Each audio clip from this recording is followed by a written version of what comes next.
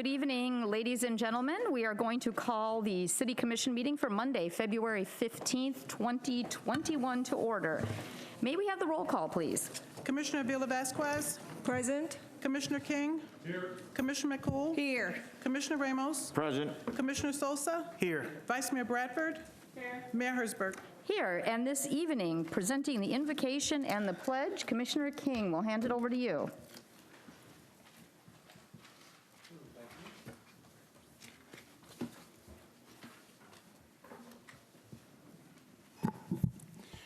This evening we have Deltona Fire Department Chaplain Anthony Alvarez here to present the invocation, followed by the Pledge of Allegiance to our national flag.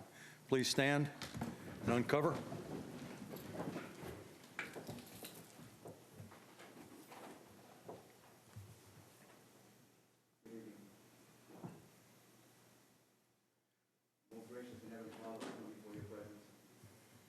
Father, we ask you that in this evening, Father God, all things will be resolved according to your will. Heavenly Father, I ask you for the blessings and protection over every law enforcement officer, every firefighter, commissioners, Madam Mayor and Vice Mayor, and all the staff of this place. In this house of order, we will stand before your presence, and we give you all the honor, all the glory, and all the praise. In the name of the Father, and of the Son, and of the Holy Spirit. Amen. Amen. Amen. Join me in the Pledge of Allegiance. I pledge allegiance to the flag of the United States of America and to the republic for which it stands, one nation under God, indivisible, with liberty and justice for all. Thank you. You may be seated. Thank you, Commissioner King. Next item on the agenda is the approval of the minutes.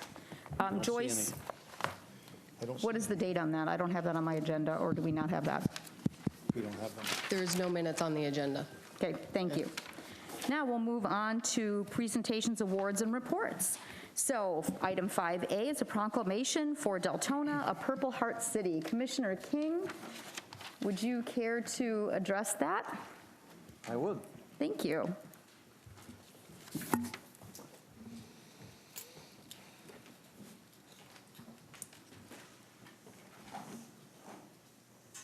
May I ask all of our Purple Heart veterans to come forward?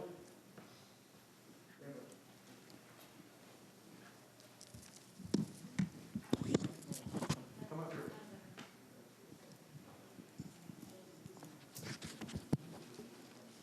Come stand up here where everybody can see you. You read that, but I'll read this. Okay.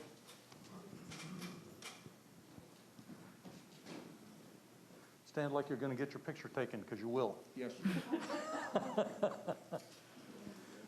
put some lotion on? Yeah. Make sure you smile.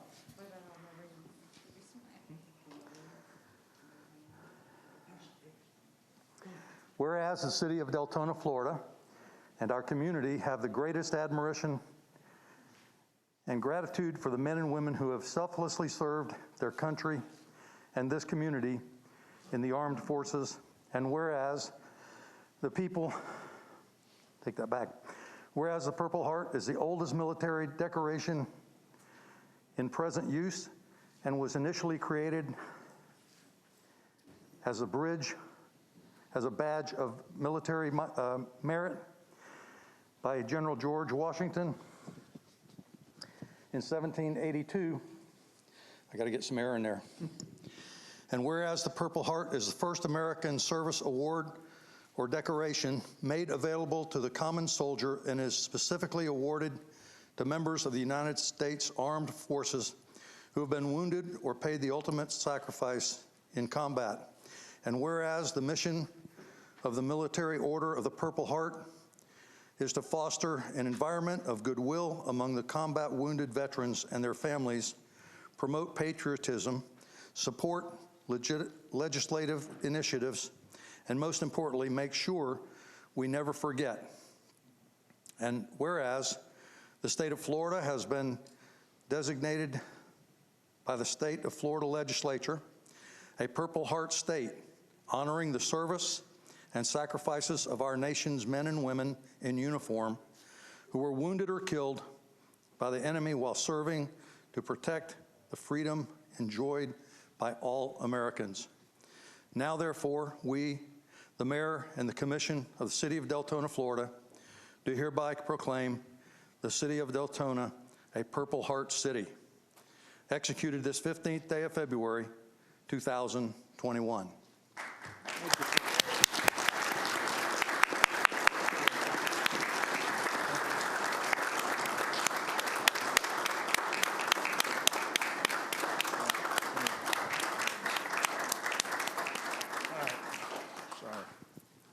Thank you, Commissioner.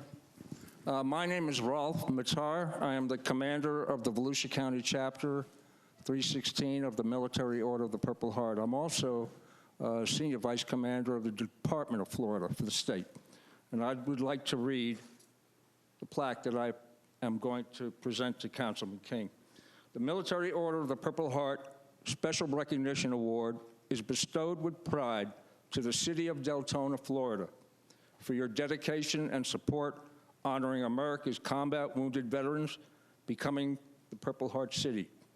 Presented by the Patriot members of Volusia County, Chapter 316, Military Order of the Purple Heart, USA.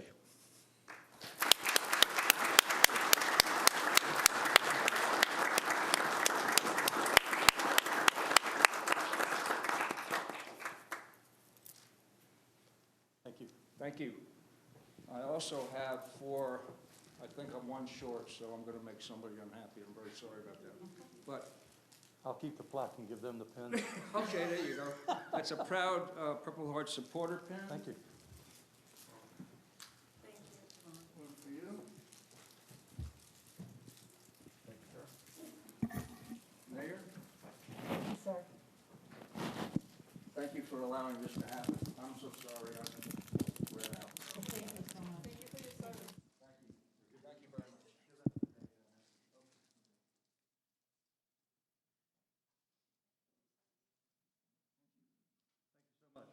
Thank you.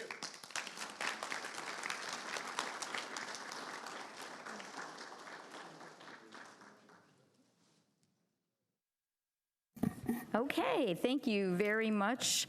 And next we have another proclamation for First Responders Appreciation Day. Commissioner McCool, did you want to go ahead and do that?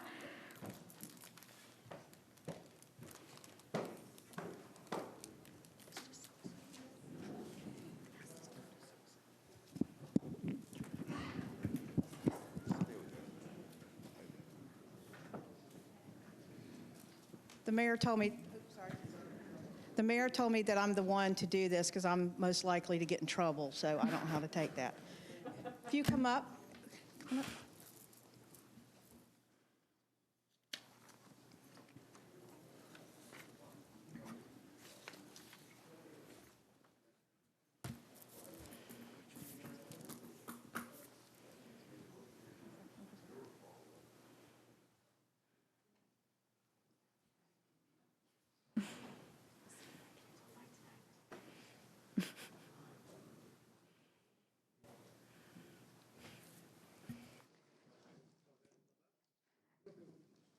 Thank you all on behalf of all Deltona residents, commission, and mayor for everything that you guys do for our community, keeping us safe, keeping us healthy, putting your life in harm's way. We really appreciate it.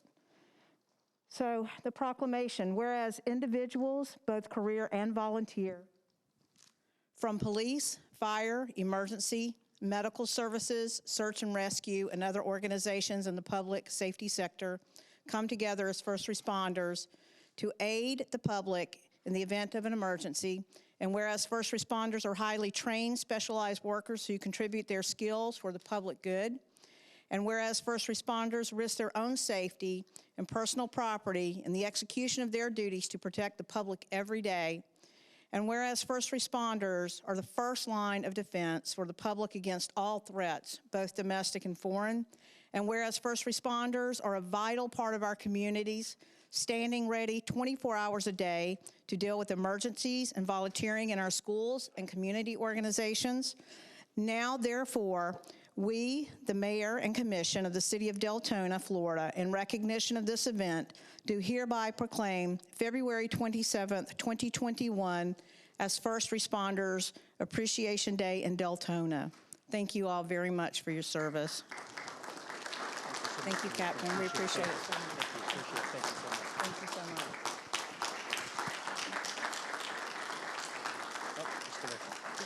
Take a picture of it.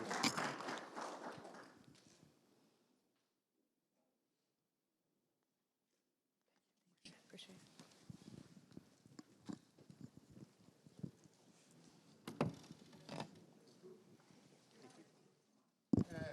On share. Okay, thank you very much, all of you, for coming out for this tonight. Next up, we have a presentation of the first year anniversary of the opening of the Medical Center of Deltona's Hospital Tower. Mr. Ramirez. Okay, that's fine. Dr. Miles, would you introduce yourself for everyone? Yes, ma'am. I'm Dr. Stephen Miles. I grew up in Daytona Beach, product of public schools in Volusia County and University of Florida, which I'm most proud of. I'll take a few minutes to just tell you where we are in the Medical Center of Deltona, a partnership between Halifax Health and University of Florida. We started out with a simple goal. The simple goal was to create a medical destination for the citizens of West Volusia. We looked around and figured, how would we do that? Because the beauty of Deltona, it's right in the center of where all the growth is, and we decided that we needed partnerships. We needed partnerships to take the care to the next level. Then we wanted to build a state-of-the-art medical center. We want to incorporate all the newest technologies and equipment. And the last thing we want to do is grow a medical staff, because you cannot have a hospital without the doctors and nurses and respiratory therapists, everybody else who's there. When you look at Halifax Health, been in business since 1928. I went to Highlands Elementary School right across the street from Halifax Health. It's amazing I could come back to the hospital and work. And you know, we serve the fortunate, the unfortunate, and the irresponsible with all the skill and same compassion that we can muster.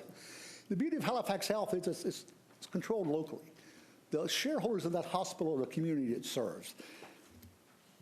When you look, we started out, Halifax, upper right was a small hospital right in the front, a little Belvedere. That was built in 1928. Building behind that was built in 1964. All the other pieces were put together in my lifetime. And went to Deltona. And we went to Deltona a year and a half ago. We do have some signature service lines that we were proud of. We are the only hospital that provides behavioral services in the community. And of all the things that you can provide that don't make money, that's it. Of all the things that you need to provide that are absolutely necessary, that's number one. We have a Center for Women and Infant Health. We have the only level 3 neonatal intensive care unit. We're a level 2 trauma center, have been that way since 1996. And we have the only 3-star rating from the Society of Thoracic Surgery for our open heart program. We have a Center for Neuroscience now. We realized that stroke was the number 2 killer in the United States. We put together a stroke center. And in the whole process, we realized that we actually were going to get pretty good at saving people's lives with strokes. But what you had to do is get them back functioning. So we put together a partnership with Brooks Rehab. And so 2 floors of Halifax Health in Daytona are an inpatient rehab facility. We've had an outpatient center of oncology put together by Dr. Herb Kerman, who recruited me to town. We have 4 outreach locations. We also have now a center for transplant services. We have done 50 kidney transplants last year and moving into liver transplants. When you look over 2,750 times last year, surrounding hospitals have called and asked us to accept the patient and transfer because of the skill and the things that we can offer that nobody else does. So we looked around for a partner. And we realized we needed an academic partner because medicine is changing so fast now that we needed a partner who's on the front lines of that care. And we chose the University of Florida, Halifax Health. Why did we choose them? First thing, I came from University of Florida, so it was like, go guys, go. Second thing is they're actually one of the oldest and largest medical schools in the state of Florida. They're now a top 10 university in the state of Florida. And they have all the skills and resources that we need and we can call upon to help us in care of difficult patients. You look at what they offer. They have an academic health center, which means that's bench research, that is pushing the frontiers of medicine forward. They have College of Dentistry, Medicine, Nursing, Pharmacy, Public Health, Veterinary Medicine, Education. They have a simulation lab. Right now, before I would coil an aneurysm in your head, I can go in a lab and I can put your information in a computer and I can practice 100 times on how I'm going to do this before I ever touch you. It's just amazing how that stuff works. Radiology Associates, which is my practice, we have been affiliated with Halifax Health since literally 1958. It's been the same group practicing there. We now have a series of offices that stretch from St. Augustine all the way through Deltona. We've been in Deltona across from Publix, well, probably 10 years now. Our practice is certified by the American College of Radiology as a center of excellence. Now, where are we at 1 year with Deltona? When you look at Deltona, the first thing we built was the hospital, which is the four-story building sticking up there, and then we put a little L-shape T on it, which is a medical office building. The whole thought was we wanted the doctors' offices to be associated with and around the hospital. So it becomes a true destination. So the doctors and the patients all come to one location. When you look at where we are, we had the good fortune and the misfortune of opening that hospital the 17th of February before COVID hit. It's good and bad. It's not the best time to open a business, but if you're going to open a hospital, it's the best time, and we put it on a fast track because we realized that COVID was going to be a problem. Hospital beds were going to be a problem, and we just pushed and pushed and pushed to get it open. We've seen 13,351 patients in the emergency room. We've had over 1,000 inpatients. We have 220 employees. Medical staff roster now consists of 191 physicians and 65 non-physician practitioners. You may recognize a lot of names on there: general surgery, gastroenterology, hospice, hematology, oncology, orthopedic surgery, infectious disease, nephrology. And so we now have a full-service campus. Also, when you look at the hospital is a huge economic engine. If you look at the current year, our payroll is $32 million in that hospital.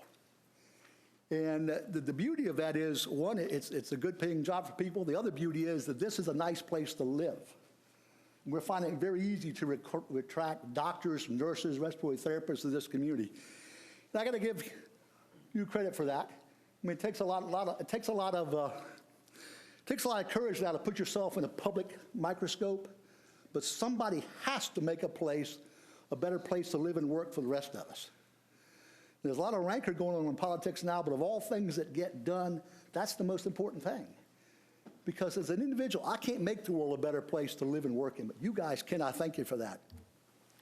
Real quick, COVID, everybody wants to know about COVID, where we've been with that. We have treated over 1,570 COVID patients. Our mortality is running right about 14%. That's where the rest of the world is. We've given out over 4,000 vaccines. I've been tested COVID negative 4 times and finally got 2 vaccines. I never thought that I would live long enough to get a vaccine. Because, you know, you wait for the shoe to drop. You get exposed to a COVID positive patient doing procedures on them, and you just, you know, pray to God you're not going to get sick and die.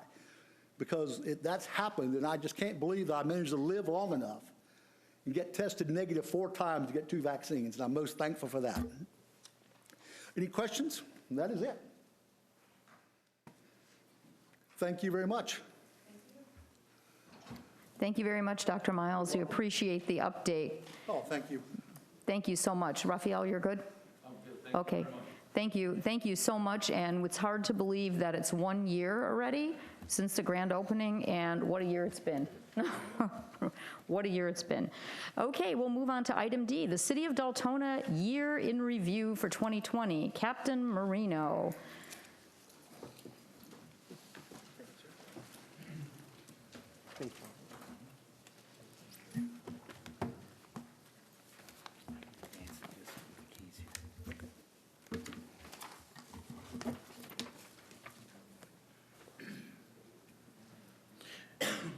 Good evening. Thank you for having me tonight. Just wanted to go over the year in review for the year 2020 for our District 4 City of Deltona statistics from last year as far as the Sheriff's Office is concerned. So first, I'd like to talk about the vision statement of the Sheriff's Office. The VSO deputies continue to perform their duties based on the Volusia Sheriff's Office vision statement of accountability-based policing, community engagement, technology, servant leadership, and diversity. This is proven by the reduction in Part 1 crimes, an increased clearance rate, and community engagement events. Although last year we had kind of a monumental year with COVID, we still tried to be out there in the community as often as we could. The Compstat crime control model has continued to be proven effective in Deltona with a 9% reduction in Part 1 crimes comparing 2020 to 2019, and a 27% reduction in Part 1 crimes comparing 2020 to 2018. So we're seeing that Part 1 crimes are continuing to go down. Clearance rate for all Part 1 crimes for 2020 is a whopping 54% compared to 48% in 2019, 41% in 2018, 37% in 2017, and 35% in 2016. So what are Part 1 crimes? They include criminal homicide, sex batteries, robberies, aggravated assaults, burglaries, larcenies, auto thefts, and arsons. So let's talk a little bit about Compstat and what we use. We use the Compstat model. It's a performance management-based system that is used to reduce crime and achieve other department goals. Compstat emphasizes information sharing, responsibility and accountability, and improving effectiveness. Compstat involves weekly crime control strategy meetings as a means to increase the flow of information between all members of the agency, other criminal justice agencies, and the community, with particular emphasis on the flow of crime and quality of life enforcement information. So there are four core components to Compstat. We have timely and accurate intelligence, rapid deployment of resources, effective tactics, and relentless follow-up. Okay, so let's talk about our statistics.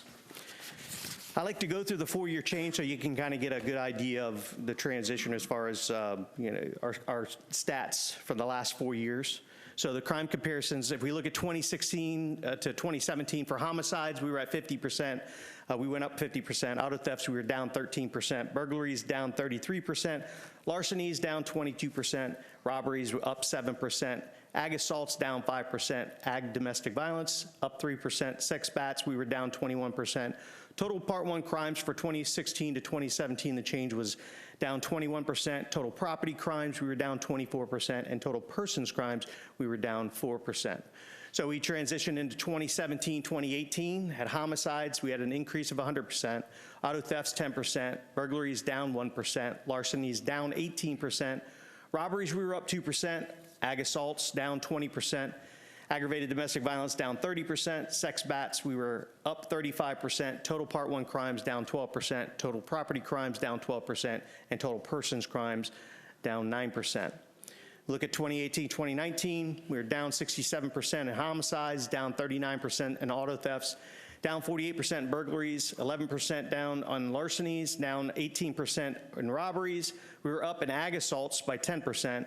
Ag domestic violence up 35%, sex bats down 29%, total Part 1 crimes we were down 18%, total property crimes down 21%, and total persons crimes down 4%. And now to the one that we were really waiting for, the 2019 to 2020 comparison. We were up in homicides 50%. That was mainly because we went from 2 to 3 for last year. We had auto thefts, we were up 4%.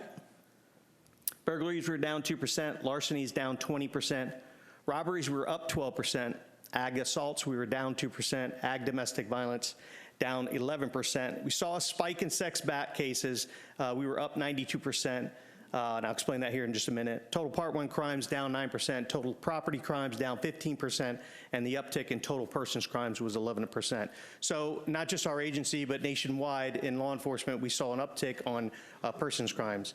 No doubt, because with the restrictions with COVID, people were at home and we tend to get on each other's nerves, I guess. So persons crimes went up last year a little bit. So. Can I ask a question? Yes, absolutely.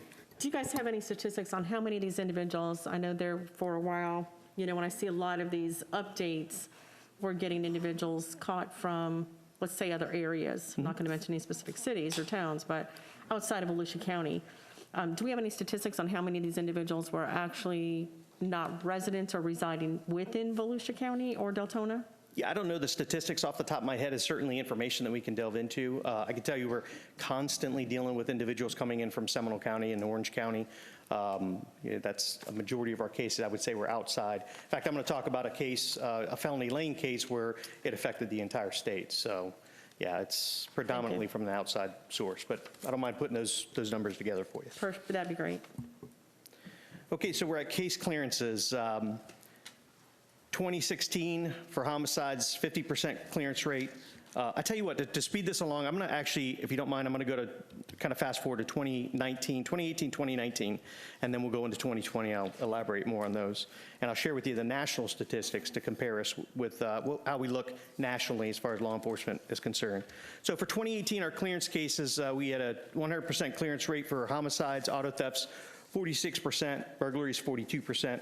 Larcenies, 30%, robbery, 67%, ag assault, 71%, ag domestic violence, 84%, sex bats, 55%. Total part one crimes, we were at a 41% clearance rate in 2018. Total property crimes, we were clearing 34%, and total persons crimes, 68%. So now we'll do a comparative analysis between 2019 and 2020. I went on to FBI.gov to see what the FBI statistics were for national trends as far as other law enforcement agencies as a whole. They have the 2019 stats, they don't have the 2020 up. So when I read the 2019, I'll also share with you the national clearance rate as well for that particular section. So for homicides, 50%, the national average is 61.4% clearance rate. Auto thefts, 42%. The national average is only 13.8%, so that's a substantial difference. For larcenies, it's 38%. Again, national average, 18.4%. Robberies, we were at 90% clearance rate, 30.5 for the national average. In other words, we're clearing 3 times more the robbery cases than the national average. So for ag assaults, 80%, the national average is 52.3. Ag domestic violence, 94%. They didn't have that category on their website. Sex bats, we cleared 45% of them in 2019. The national average then was 32.9%. Total Part 1 crimes was 48%. Again, they didn't have that categorized on their website. For total property crimes, 39% in 2019. National average was 17.2. And then finally, total persons crimes, we were at 78% with the national average being 45.5. And then on to 2020. Homicides, we were up 133%. As far as clearance is concerned, that seems like a large number. It's because one of our cases carried over from 2019 to 2020. So happened at the end of 2019. We cleared it in 2020, so that figure carried over. That's the reason why that number is so high. Auto theft, 60%. Burglaries, 41% of the time we're clearing them. Larcenies, 45%. Robberies at 89%. Ag assault, 78%. Ag domestic violence, 84%. Sex bats, 52%. Total Part 1 crimes, 54%. And total property crimes, 46%. Total persons crimes, 76%. On to our Deltona traffic unit. We were blessed with the opportunity to have 2 more individuals that we could assign to the Deltona traffic unit. You have a question, ma'am? Yes, thank you. So I'm looking at the figures, and, it looks, there's a lot of percentage that are being cleared. Yes, ma'am. But I'm looking at the numbers also, and it seems to me that we've had more cases every year. Yeah, in certain categories, and most of them, that is correct. But we are staying consistent in terms of the clearance rate as far as that's concerned. And some of these categories, again, the uptick with the persons crimes, unfortunately, law enforcement as a whole, we just dealt with a bad year last year because of COVID. Too many people were indoors for too long, and unfortunately, it caused an uptick in that particular category. But the numbers are not too tremendously different in most categories. They're off by a few, but yeah, there is a slight uptick. Most of them on have been cleared. Yes, correct. Thank you. Yep. If you go by the total number of Part 1 crimes, you see the reduction from 16 to 20. Every year, that number has decreased dramatically. So if you get the total number of crimes in 2016, instead of percentages, use all the numbers. Yeah, let me pull those stats up for you, and that'll give you a clearer idea.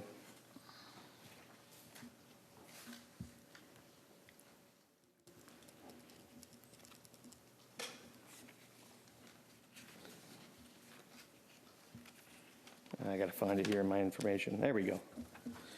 All righty, so I have it from 2018 on to 2020, but you know, as far as 2018 to 2019 for homicides, we were down 67%. We went from 6 in 2018 to 2 in 2019. For auto thefts, we were down 35%. Burglaries down 44%. Larcenies down 16%. Robberies, we were down 21%. Total ag assaults and batteries had a slight uptick, 15% from 133 to 153. Sex bats, we were down 31%. Part 1 crimes overall, we were down 19%, and total calls for service, we were down 8%. Then you look at 19 and 20, and the numbers continue to go down, with the exception of that homicide I was telling you about. We went from 2 to 3, so that showed a 50% uptick. But our burglaries, we were down 2%, down 20% in larcenies. We had a slight uptick in robberies, which is a person's crime, from 41 to 46, down 2% in total ag assaults and batteries. The sex assaults went up 92%, as I stated before. Total Part 1 crimes as a whole, we were down 9%. Property crimes down 15%, and total calls per service, we were down 1%. So maybe that'll give a better understanding as to why the numbers are the way they are. But overall, we're seeing that decrease consistently throughout the years, just showing that the Compstat model works. And the main thought behind the Compstat model is when we put people in jail, crime goes down. So, and that's what we're seeing. We're seeing that the numbers are showing that. I think we were on to Deltona Traffic Unit. Okay, so that should say 2020 year-to-date totals. It's a clerical error on my part. But overall, calls for service for our Deltona Traffic Unit, we had over 4,700 calls. Citations and warnings, we issued just over 4,700 of each. So we're right about a 50 percentile of how many actual citations we issued compared to the warning citations that we issue. Criminal citations, out of those, there was 522 that were written.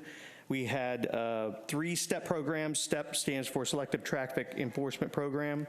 We dealt with 58 traffic complaints, and we conducted 2 traffic operations. 2 traffic operations is fairly low, but again, I have to remind you that last year with COVID, there was several months where we weren't even conducting traffic stops because we were trying to minimize our interaction with the general population. So that's the reason why we only conducted a couple traffic operations last year. Did you? Yeah, go ahead. Yes, ma'am. I would like to find out, well, because of COVID and other issues, and we heard in the report that we got a couple of weeks ago for Volusia County in general, are we tracking and how are we quantifying mental health and substance abuse issues in our statistics? Because with that comes crime, right? And we can't fix what we don't know is happening. So are we doing that? Are we capturing any of that data for any of those issues? Yeah, the data is captured. I think the primary source of where we can get that information from would probably be through Stuart Marchman. And of course, I know you know that we've partnered with them so that we can have them readily available here in the city. We actually have a section in our district office, an office, if you will, set up for their quick response team. We're still trying to work out the details in that. Plus, we're working on the iPads that we're issuing to individuals with, those types of issues. So in lieu of Baker acting them, we can provide them a service. Basically, it's an iPad that they can go onto and speak to a professional health specialist at any given time if they're feeling whatever it is that they're feeling. So we can get them that help quickly. But Where are we transporting them to, like, how, where, predominantly Stuart Marchman, they're off of Indian Lake Road in Daytona Beach. Right. Yes, ma'am. Right, and do we have that mental health person that's riding along now in Deltona? Yeah, they're not riding with us, but that's the purpose of the quick response team, the rapid response team that they have in effect. they requested that we have an office for them. We set one up for them, and now we're just waiting for them to man that position or those positions so that they can be utilized that much quicker. But we have a partnership with them where we have information. In fact, they came out last year and did roll call training with all of our deputies to explain what SMA does in terms of how they can offer assistance. And we've had several times where we've reached out to them, and it may be a case where it wasn't a Baker Act criteria, but they still needed assistance. We would reach out to SMA and see if they had any resources available to assist them in whatever they were going through at that time. So. And last thing, just in your I would like a general idea. In your professional opinion, I know that we had a huge rise in domestic violence. Would you say that alcohol or drugs contributed to a majority, a minority, equal of those? I would like to know. Yeah, I'll be honest with you, I don't know off the top of my head, only because I'm not out there on the road working these particular cases specifically. But if there is any signs of that we could see, then we would document it in a report. But oftentimes, especially when it's under the influence of narcotics, we can't really tell unless there was some type of a test that was administered, which we're not going to do when it comes to cases like that. So, thank you. No problem. Okay, so last year we set a goal to minimize our response times. We wanted to reduce our response times to Part 1 crimes. And as a result, in 2019, I'll give you the stats, the average dispatch to arrival time in 2019 for our deputies was 4 minutes and 15 seconds. The average call to arrival time was 5 minutes and 16 seconds. So in 2020, we were able to accomplish that goal. For the average dispatch to arrival time, we reduced it to 3 minutes and 35 seconds, which was a 15.69% reduction in response time. And the average call to arrival time was 4 minutes and 40 seconds, with a reduction of 11.39%. So what does 2021 look like for us? These are some of our goals for the year ahead, for this year that we're in. We're going to continue to increase proactive crime-fighting strategies through innovative law enforcement operations, implement positive and innovative selective traffic enforcement initiatives, promote and increase partnership with local businesses and local community resources, and finally, reduce crimes at the Walmart on Howland Boulevard. So we found a pretty large crime trend in terms of where we're getting a lot of our larcenies. Unfortunately, it's a Walmart on Howland Boulevard. So we've collaborated with the loss prevention individuals over at Walmart, and we've come up with some solutions. First of all, we conducted 2 shoplifting or retail theft operations last year, which produced numerous arrests. We caught people in the act of committing shoplifting. We were there in plain clothes, or we had units that were off property real close by so we can nab these individuals while they were on the property. So we conducted a couple of those. Our goal this year is we want to increase those. Obviously, COVID restricted, permitted. And the other thing is we talk with Walmart. They're gracious enough they're in the finalization process of allowing us to have a substation out there. It's a part of the actual building itself, but it's a one-way in, one-way out. We'll have sole access to that particular substation. We'll have a keypad on it so we can be in and out. And that way is when our deputies, especially specifically that zone deputy, needs to complete a report or just needs to relax for a few minutes, maybe have a lunch break or whatever, they can be parked out front so we have that high visibility. They'll be inside, so if anything were to arise, they're there to help, handle the situation. We're hoping that with that, police presence, if you will, that'll help reduce some of the numbers that we're seeing coming from the Walmart. And last but not least, just 2 things. The LPRs are always a topic of discussion. Last year, our license plate readers, we had 56 incidents from the license plate readers, and 42 overall arrests and recoveries as a result of the license plate readers sending us information and dispatching us within Deltona. So those are some good numbers as well. And last but not least, if you don't mind, I would really like to brag on our crime suppression team. I got to tell you, they are phenomenal. They are a phenomenal team. They really are. They're head up by Sergeant Omar Bello, who's a member of the SWAT team. They've done such a good job last year. They really, anything we throw their way, they're willing and able, and they're just excuse the terminology, kicking butt and taking names. They really are. They've done some pretty substantial things last year. Let me share some of their statistics. For the year 2020, felony and misdemeanor arrests, collectively, they made 618 arrests. That's over 50 arrests a month. Those are some pretty profound numbers. Arrest made for the Detective Bureau, that's when the Detective Bureau will go to them and say, hey, we have a warrant out for such and such a person because they're committing crimes here in the city of Deltona. Can you go out and nab them? They nabbed 47 people in 2020 just for the Detective Bureau alone. Search warrants conducted, they did 15, and they participated in 9 proactive operations plans. They had several highlighted cases, and I'd love to go over all of them, but I'm not, just for time purposes, but I do want to highlight a couple of them. One specific, we had in November, the end of November, we had an in-progress home invasion robbery that was taking place in our city. We had a crime suppression team member that was on scene within a matter of minutes. In fact, he arrived so quick that the perpetrators were still on scene. They were inside the residence with their guns, and they were still robbing, the home. So they were able to catch them in the act, if you will.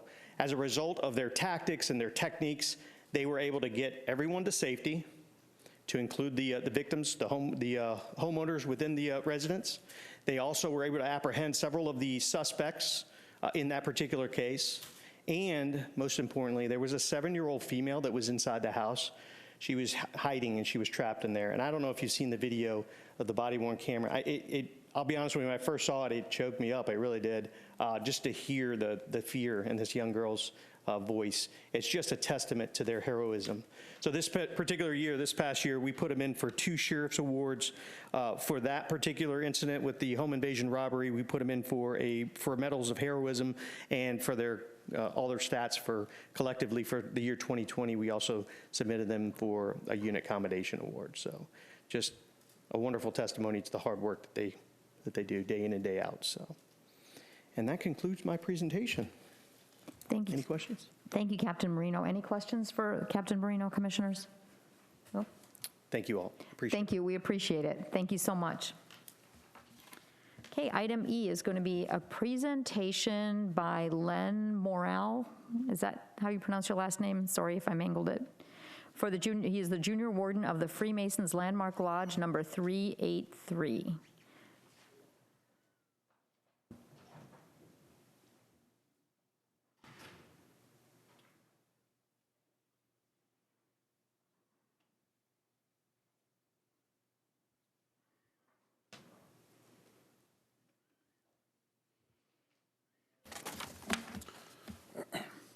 Good evening, Madam Mayor, Commissioners, City Manager. We had tried to put this event into play a couple of weeks ago. Unfortunately, we had some setbacks in trying to get this before you guys to take a look at it. The 13th Masonic District of Florida is going to do a cornhole tournament. We thought bringing this event to the city of Deltona was great for the city and the community and the surrounding communities. The 13th District covers most of Volusia County and parts of Seminole County. We had spoken with the city manager, John Peters, and we had spoken with the director of the center, John Hearn, in trying to facilitate this event and find a proper place and venue for it. What we are lacking is a strategic partner. And what we were requesting was that the city of Deltona become our strategic partner in this event by giving us an in-kind donation to use the center for the event, in which case we are hoping that this will become a legacy event. Excuse me, sir. Gentlemen, can you? Thank you. I'm sorry, sir. My pleasure. In which case we're hoping that this will become a legacy event that can be depended upon in the city and give the city of Deltona yet another reason for its patrons, businesses, and people from the surrounding communities to come to the city and have a great event. Just As a little side note, wanted to let you know that that the Volusia County Sheriff's Department was completely behind this event, and do you leave? He left. I have his support, but he didn't have my back. No, I'm just kidding. Volusia County Sheriff's Department was behind this event. The city manager believes that this would be a great event for the city to have, and the director as well from the center also feels that this is a great event. This would not be our first event, by the way, just to relieve any issues with COVID. We have had several other events in conjunction with the city at our lodge during the COVID pandemic situation. We do put in place all CDC recommendations that require social distancing, mask covering. Anybody who does not wish to participate in that during the event will not be permitted on the property. Do you have any questions for me, Madam Mayor or Commissioners? Commissioners, do you have any questions at all? I do. I just have two questions. I need to understand, like, the tangible things, what it is that you are needing. You're needing space. What, I mean, when you say partnerships and sponsorship, that usually you have a list or an idea of what the tangibles are that you actually need and you're looking for. Thank you, Madam Commissioner. Yes, so what we are looking for is an in-kind donation for use of the property.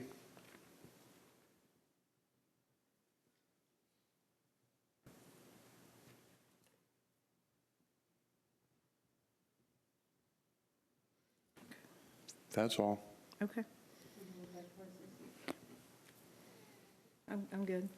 You good? Okay, Commissioner Sosa and then Vice Mayor. Actually, it's not so much a question.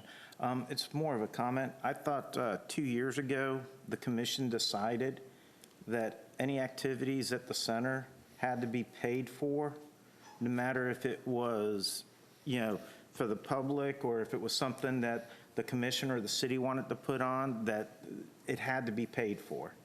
I like his idea. I would be a personal sponsor for your cornhole event, but I believe the city made it quite clear that the center cannot do an in-kind donation about 2 years ago.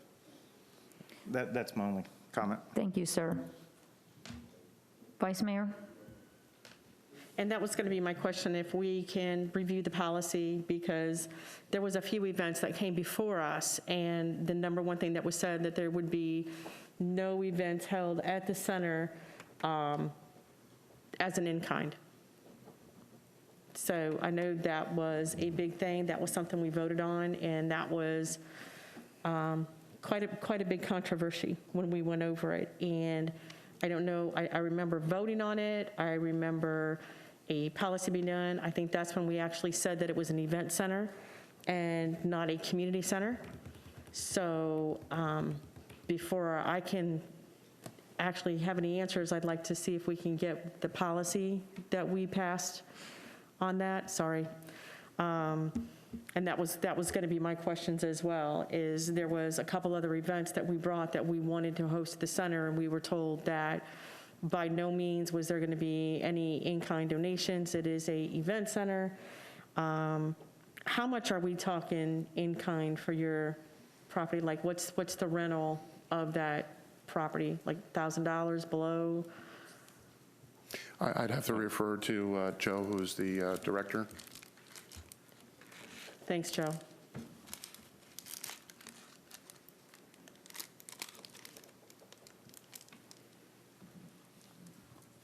Good evening, Mayor, Commission, and Community of Deltona. It would be about $875, and it would be for a daytime event.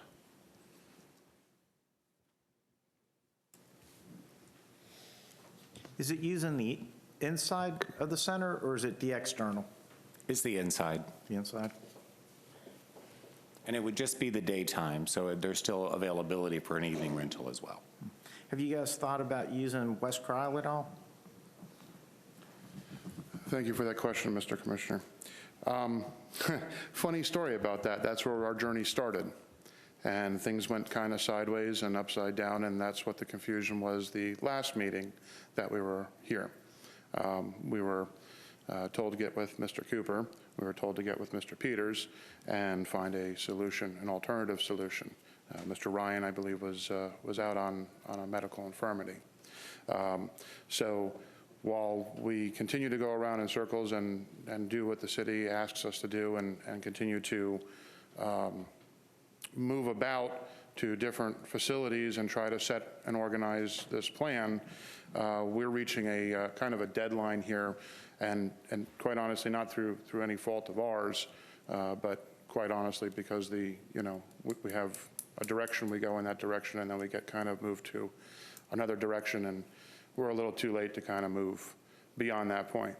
We're asking the city of Deltona to be a partner with us in an event that is going to become an epic event for the community. The city of Deltona can either, partner with us and kind of figure out how to help us do our fundraising cornhole event, or we will, I don't mean to make it sound like this, but we can do it on our own just the same. We would like the city's support. We would like the city to be involved. We worked with the city on other community-involved projects. This is the same thing that the Sheriff's Department was just talking about, where the city gets involved in community-based projects. This is a community-based project, and I believe it's in the best interest of the city to find some way to allow us to use the center. Madam Mayor? Yes. I'd just like to remind everybody at the last meeting, I spoke about the concept of legacy events. These would be events that would consistently been in place for 5 to 7 years, and using outdoor as a model. Over there, they have a few legacy events where the city defrays a lot of the costs involved. What I had envisioned here was that once the Masons had created a situation where they were a legacy, then we can talk about the city participating at that point. So I'm sorry for any difference of opinion, misunderstanding, whatever it is, but I thought it was pretty clear last week that the staff's recommendation was that if we're going to be participating, that we would like to have a policy in place for legacy, which at this point they are not a legacy event. The Martin Luther King breakfast and several other events are truly legacy events here at this time. Okay, we have a lineup on the board: Commissioner Vasquez, King, Bradford, and Sosa. So, Commissioner Vasquez. Thank you, Mayor.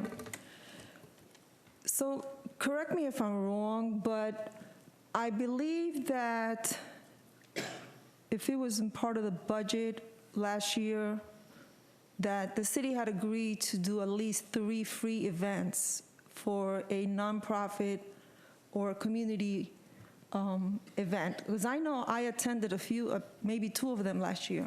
2 events that the city was sponsored, had sponsored. And I'm not sure if that's something that is going to continue this year. But I know that for a fact, last year there were 3 events for the entire year that the city would help or sponsor or become a sponsor with. Madam Mayor, Commissioner Ramos, go ahead. He would like to respond. You're absolutely correct. And those activities or event were through Parks and Rec, were paid through Parks and Rec, but there was no funding arrived from it. So I'm not sure if this would categorize as the same thing. If he's, I'm assuming you're charging or you're getting sponsorship, correct? I'm sorry. Are you getting any type of sponsorship? The teams have to pay in to participate? Teams would pay in to participate, yes. So the difference there is that Park and Recs, yes, they did events, and part of it was free for the community to come and participate, but it was paid through the budget of Parks and Rec. May I answer that statement? Because it's not the entire statement. We are trying to put together a small area for kids to come, and not that it's a tournament style, but they can come and do it. There is no cost for the children to participate, if that makes any sense to you. Okay. Commissioner King? First question is, what's the length of the event? I saw the flyer, but... Maybe y'all at home can't hear me, but I think he can. I heard you just fine. I told you I would forget to put that button on, guys, in the back room there. I remember looking at the flyer, but I don't remember what the times were of the event. From what time to what time? From about 9 a.m. to about 3 p.m. in the afternoon. 9 to 3, so 6 hours. About 6 hours.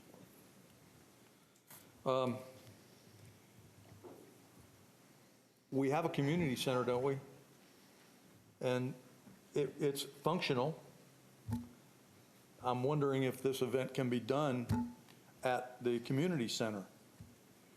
I mean, at one point we said we couldn't use it because it was condemned, but that wasn't really the truth. It was the building behind it that was condemned. That building is okay. We've had meetings there, and it's open now if people want to use that building. I'm wondering if that building is big enough, and I guess, Joe, you might be able to answer that, because you know how much space he's asking to use at the center. If there's no, that's a big building down there. The hall is got quite a bit of space in it. Are we talking about Lakeshore? Yes. Yeah, I don't think it's big enough. No, it's not as big as what they need for the space. For 27 feet regulation, I don't think it's big enough. Professionally, I haven't taken a measuring tape, Commissioner King, and made sure it's not, but I would say at first glance, no. Okay. I think that's all I have. Okay. Vice Mayor? Okay, I'm back to, explain to me why we're not, is there an event going on at Dewey Boster? Or why are they not able to use Dewey Boster? I mean, my only thing with this is we've already got a policy in place that says we can't do this at the center. But what is a reason why we wouldn't be able to use Dewey Boster? I mean, that's a larger park. We've got parking, we've got fields, that's the perfect place. That's what it was set up for. And so why are they being thrown around? And I mean, their first request was for Dewey, correct, or no? West Cryle. West Cryle? Or Dewey. So is Dewey not doable, or as an alternative? No, ma'am. Dewey Boster is certainly doable. If you recall at the last meeting, there with the element, weather permitting, because it will be outside, not inside. The thought was that the center would be an opportunity to get some exposure. It would not be affected by weather. It was a large enough facility to handle it. But we can certainly go back and revisit Dewey Boster at this point. Yeah, I mean, have we not already approved a policy, I think it was a year or two ago, regarding use of the center, because that was a huge controversy. And I could just see, we had other individuals and events that wanted to do it there, so it's nothing at all. I want to see what we can do to accommodate. But, I think Dewey Boster, I don't know if anybody else would have a problem if, they would want to look at Dewey Boster. Would anybody object to them going to Dewey? I think I think Commissioner Sosa, did you have a comment? And then we can. Well, to address the element, why can't we use the basketball gym at West Cryle? Is that not big enough? I mean, that's a pretty good-sized gym. From what I know about cornhole, is that the only two indoor facilities we really have that would be large enough to conduct it is the main auditorium at the center and this room.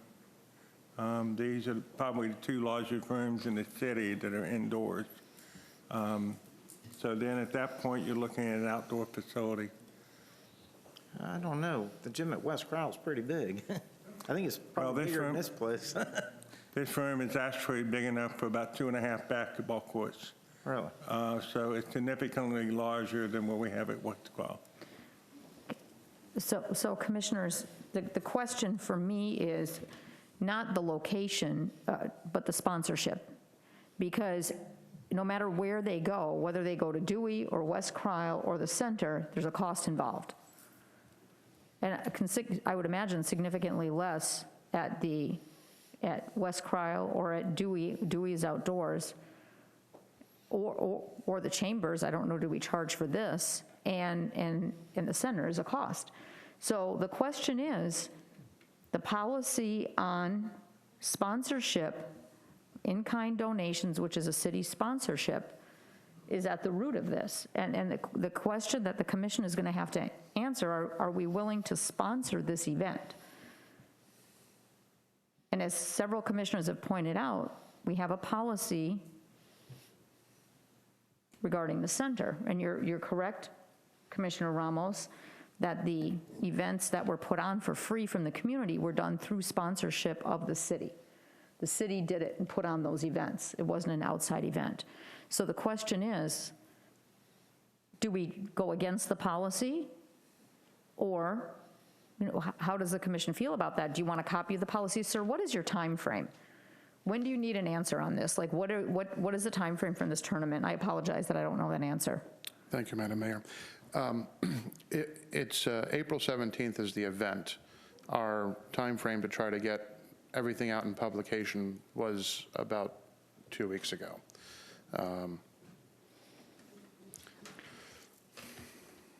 So the question is, what is the commission going to do? You do an in-kind as a city sponsorship, and you do that at any, is West Cryle not big enough for you, the gym? I don't believe it is. Okay, that's fine. So it either has to be in here at the center or Dewey. One of those outside at Dewey. One of those 3 venues. And since we don't have anyone from Park and Rec here to answer any questions, do we? Nobody? Nada? Can someone? No. Does anyone have access to that policy or our in-kind policy? I mean, again, this is public funding that we're talking about to do an in-kind, and without a policy in front of us, I'm not comfortable doing that. On the other hand, this gentleman has been here twice already. So what is the commission's, any other comments about this? I have, Mr. Peters, the policy that we're suggesting putting in place as a legacy event for the city, we haven't done that yet, have we? I mean, that has to come before the commission. We have to still vote on that. Is that correct? That policy I was going to bring forward as part of the budget process regarding legacy events. What I had hoped that this particular event would lead to would be multiple contracts to use the center. So it may be in the form of a deferred payment, so to speak. If I can make a suggestion, I can meet with the gentleman from the Mason. We will work out a amicable agreement, and we will get that worked out, and I will report back to you all in the form of a communication as to what we agreed to. I think that's probably the best approach to go from this point, and I will personally get involved in the discussion. And also, if you can, Camille, provide some sort of a budgetary comment on, do we have anything in this current budget for any recreational activities, any money that's set aside for any in-kind sponsorship? If you can provide, do we have any of that? Because I think that will help if we see that we have any funding. At times we put in for certain events or events that maybe we've budgeted that may or may not pull off. For example, all the things for the 25th anniversary that never came off. So did we put any extra money in the budget for anything like that, is my question. And you don't have to answer it now. Get with Mr. Peters and see what type of funding source if the commission decides to go forward. And please provide us with a copy of the policy and also any of our policies for any of our other, our parks and the community center and so forth. Okay, I think that's right now, you're going to have to speak with Mr. Peters and come to, Commissioner King, go ahead. Were you still? Yeah. Well, I would love to support what you're doing. I know that you all also support the American Legion as well. Like Commissioner Sosa, I would be willing to donate to your organization to try to come up with that $875. I mean, I'm sure that Commissioner Sosa and I can't do that by ourselves, but we can give you a donation, which would allow you to have part of that money in advance, and you could also find, heck, 4 or 5 more people that could give you that money you need, where you don't have to take it out of your budget, and you can still go to the center and you can be on with your business. But in the meantime, I think that the commission has to vote against this because we don't have that legacy plan in place. If it was in place, I'd say that would be a great thing to do, but we don't have that.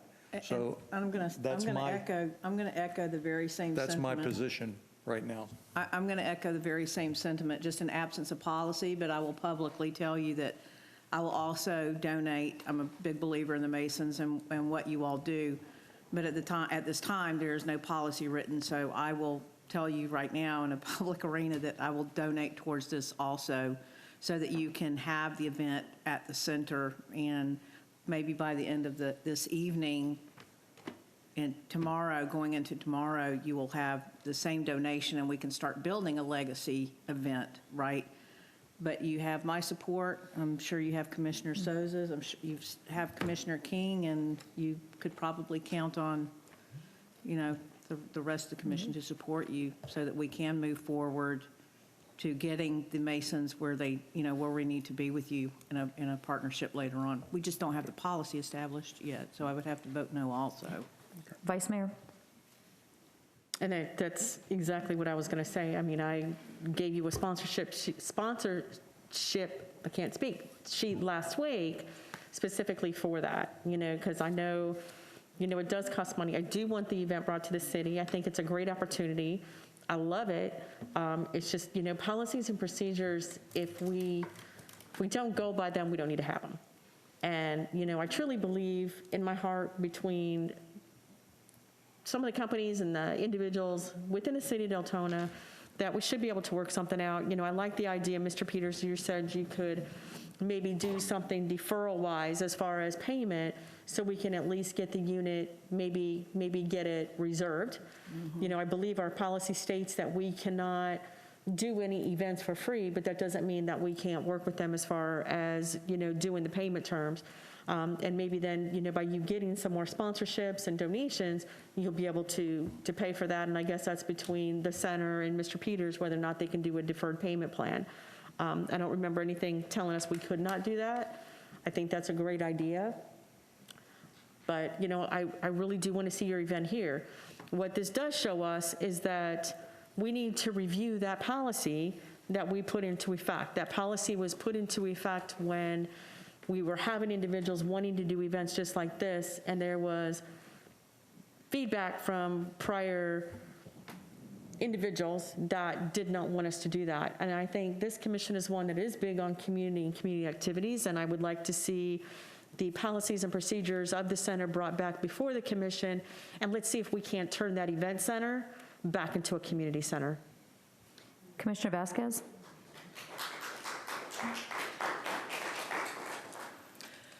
Thank you, Mayor.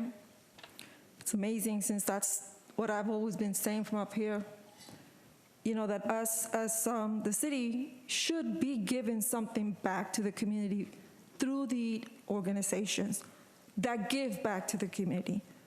We have organizations that do fundraisers like these that 100% of their profit goes back. They're not even allowed to keep anything that they make out of this. I really want to see that procedure, that policy that everybody's here talking about, so that I can read it. I still know that there is money in there for the Martin Luther King budget that we didn't use, for the NAACP banquet that we didn't use. So there is money in the budget that was put aside for events, for organizations or nonprofits events. I really want to see that policy because I don't accept the fact that we cannot help our local nonprofit organizations when they pay taxes. This organization, their members are residents of the city of Deltona. They pay taxes in Deltona. So there's no reason why we should deny them the use of a place that belongs to the city where they pay the taxes at. And I'm just, a little upset that we're making such a big deal of something that we can just make be a sponsor, just pick a sponsorship, and that sponsorship will probably pay for the place. These people have been here 2 times already, twice. One of their biggest in the state of Florida was here the last time. All because of $875, which is I think one of their sponsorship is $1,000, their highest sponsorship. And this is a community. This is something that is in Deltona. It's not outside. These are residents of Deltona that are trying to raise money to give back to Deltona, to organizations that are in need. I don't know. But I really want to see that policy that everybody here is talking about. Thank you. Thank you, Commissioner, and we will go ahead and provide that policy. You have your instructions, Mr. Peters. Please get that policy. So, Commissioners, the general, thank you, ma'am. Please, we're not talking with the audience right now. This is a commission discussion. There's no audience comment at this point. Thank you, ma'am, for your help. Thank you, Madam Mayor and Commissioners, for your time this evening. Thank you. Thank you. Okay. Move on to the next item. Item 6, ordinances and public hearings. There are none on the agenda tonight. Item 7, old business, and there's also nothing on the agenda tonight. Item 8 is new business. 8A, request for approval of resolution number 2021-16 with John O'Grady of Maitland, Florida, part-time employment, assist with code enforcement and contract negotiations. Mr. Peters? Thank you, Madam Mayor. I just have a short little presentation I want to run through, separate from the commission report itself. The purpose of this agenda item is for transparency. The fact that the contract exceeds $25,000, which under our current policies and procedures, anything over $25,000 must come back to commission. And then also to affirm the direction built within the contract with regard to how we're moving forward with regard to code enforcement. As you all recall, my first meeting as acting city manager, I spoke about the transparency at the gateway to Deltona's future. This is an example. In the past, you would never have seen this contract. It would have been taken care of at the staff level. The money is in the budget, not specifically for this, but for employment purposes. Also to acknowledge public issues with Mr. O'Grady's tenure with Mount Dora and provide context. I know this has been an issue in the Facebook world. So I want to address it directly, and Mr. O'Grady is here also to address it. And then this is also to discuss the acting city manager's vision regarding code enforcement for Deltona.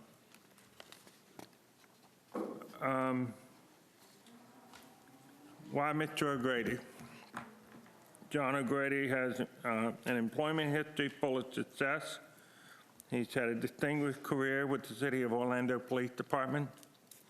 At Mount Dora, he supervised the police department, the fire department, and code. He is in the police and fire world, there is accreditations. In the police accreditation, there are different levels. The highest level that you can achieve in terms of accreditation is what's called the Excelsior level. Mr. O'Grady achieved that level while he was at the Mount Dora Police Department. That's a very high honor. He also assisted in achieving national accreditation for the fire department while I was under his control. He oversaw residential rental ordinance, and he began the process to construct 3 new fire stations in the city of Mount Dora that was long overdue.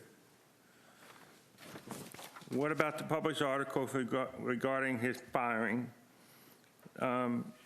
I am fully aware of the circumstances regarding Mr. O'Grady's termination. I have a lot of contacts still at Mount Dora. It should be noted that a subsequent article in the same Orlando Sentinel that ran the first story regarding his firing talked about how Mount Dora totally mishandled his situation.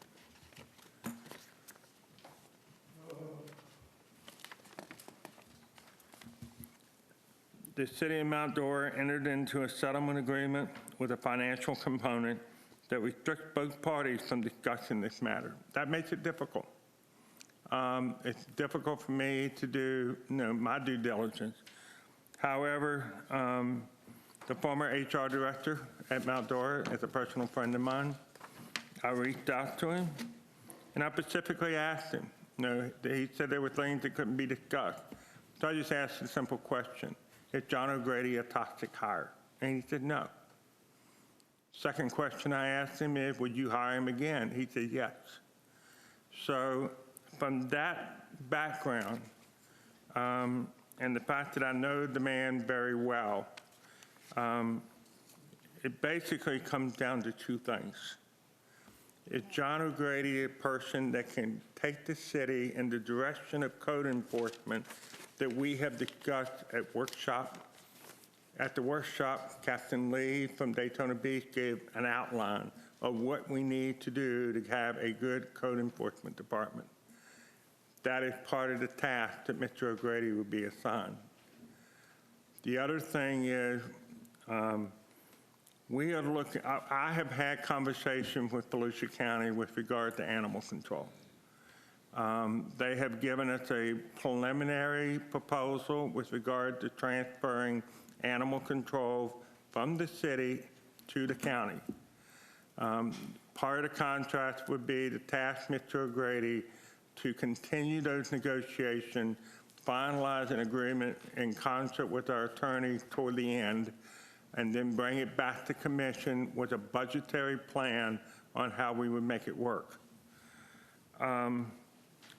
In addition, regarding direction, one of the things that Mr. O'Grady and I have had very extensive conversations about is what I call the demilitarization of code enforcement. I do not like the SWAT-type uniforms. Even our sheriff's deputies don't wear uniforms like that. And I want to change it in favor of just simple polo shirts and cargo pants. Rebranding code enforcement to a more appropriate term, which is code compliance or neighborhood compliance. That's what we're trying to achieve at compliance. Enforcement sounds like policing.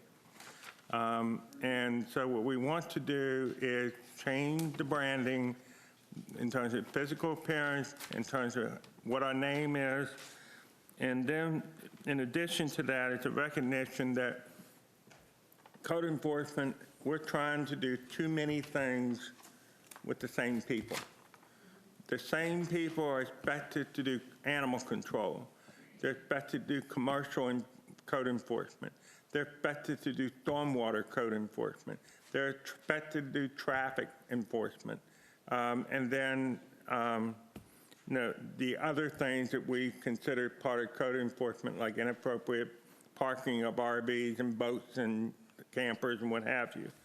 So part of the vision going forward is to take 2 people from planning and zoning and approximately 5 people from public works, have them go through the base training process to be code officers. They would get a stipend each year for doing that. It's not a huge amount of money. In fact, doing all 7 of them is only about 1/4 of the cost of a single code officer in terms of salaries. So we would be able to expand our code staff by 7 people. And so part of Mr. O'Grady's contract would be to ensure those people are properly trained and ready to assist with code compliance from now on. I have seen some statements with regard to converting code compliance into a police-type operation. That's the last thing in the world we want. No offense to the Sheriff's Department.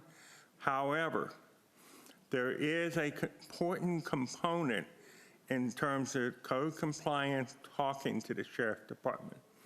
I had a conversation with Captain Marino today regarding a house that has some lights that look like they might be a grow house. So we had a discussion about it. We have determined that it's not at this point, but we will continue to monitor the situation. Sometimes, for instance, down the road, we have, during the day, multiple cars parked in front of a house, and they're never the same any 2 days. Is that a drug operation, or is that a situation where you have a 20-person family? We don't know, but we can share that information with the Sheriff's Department, and they can investigate and follow up. So it's important that we have that synergy between the two, but we certainly would not be acting as a police operation. So with that, I'm open to any questions regarding the contract. And John O'Grady, could you please stand up? John is also available to answer any questions you may have. Commissioner Sosa? Okay. I'm going to read just 3 questions that a resident had sent me that I told her I would get answered for her tonight. Okay. 1, how was Mr. O'Grady selected, and were there any other candidates considered? 2, what criteria did you make for the salary requirements? And 3, what direction do you see code enforcement going? And I'll stop there and let you answer those, and then I'll have a couple more. Okay. I think I just answered the 3rd one. Yes, you did. Okay. I just want to make sure we're in agreement there. How I selected Mr. O'Grady is I have had extensive experience, as you all know, in the Central Florida area. I know a lot of the players. And quite frankly, a lot of people are not willing to move. So I wasn't, for a short-term gig. Mr. O'Grady is available. And he and I have had some extensive conversations. In fact, the initial conversation didn't have anything with hiring him. It was just for informational for me, to get some insight from him, from his experience. In the course of those conversations, it became apparent to me that Mr. O'Grady and I had very, very similar vision of where we need to go with code compliance. And so then the conversation kind of morphed in that direction. But, I have looked far and wide as to what's available for a short-term, part-time position to help with code enforcement. There's just, this isn't something that you can pick up the phone book and find a bunch of people. So when you have somebody that has the skill sets you're looking for, that's when you go in that direction. All right, the dollar value. Mr. O'Grady will be responsible for his own health insurance, his own IRS, his own everything. He gets no benefits at all, except for he will get a city computer and a city cell phone strictly for the purpose of open records. As you all well know, we have certain people in the community who make a lot of records requests when it comes to code enforcement. So I think it's imperative that he has city devices that we can keep them on so that we're able to answer those records requests quickly. Other than that, he gets no benefits. So you typically figure benefits of 40 to 45% of a person's salary. You back that out at $67.50, that means Mr. O'Grady would be in the order of right around $47 an hour which, if it was a full-time job, it'd be about $94,000, which is less than, I believe, every single director that works for the city. So he is below a director's level in terms of pay equivalency. And so that is how I came up with the amount. Let me just also share with you that typical public servant consultants, you're expecting to pay about $100 an hour or more. I've got engineering consultants that charge us $150 an hour. Bottom line engineering is at least $100 an hour. So what we're paying Mr. O'Grady is below what the market would bear normally with regard to paying consultants. So I think we got a very fair deal with this particular proposal. Now, do we currently, I know we have 2 shift supervisors for code enforcement right now. Do we have a head of code enforcement? Technically, the head of code enforcement is the assistant city manager. Okay. And is he not able to take on the transition of going to the county and coming up with a rental policy? I mean, I don't understand if he's in charge of code enforcement, why he can't take on these 2 responsibilities. Okay. First of all, the day-to-day operation of code enforcement would still be under the assistant city manager. I'm going to call myself, boy, that would be bad. The assistant city manager will still be responsible for the day-to-day. For instance, today we had a couple of items come up that we had to address. He addressed them. He will still continue to address them. So, he's still responsible for the day-to-day. One thing I have learned in working with Dr. Cooper and Camille recently with the bond stuff is Dr. Cooper is very talented in the financial realm. His advanced degrees is in business administration, and I have seen firsthand his abilities in those areas. And so I am going to ask him, because we are doing the budget different this year, there's going to be a lot more meetings, a lot more presentation. So I'm asking him to step in and help out with that role. So between running the day-to-day, building and code enforcement, and assisting with the budget, he can be quite busy. So we have 2 supervisors in code enforcement, 1 for each shift, right? We have, the code enforcement is split, has a split week. Wednesday is a joint day. Mr. Gibson handles Wednesday through Saturday, and Mr. Lovett handles Sunday through Wednesday. So there's an overlap part of the day Wednesday, and there are 2 supervisors because we want 2 people in the field in case things come up that they have a supervisor readily available. I have taken advantage of it on many occasions on the weekends. We had a move out that occurred on Saturday. We were able to get Waste Pro and go get it by me reaching out to Mr. Gibson.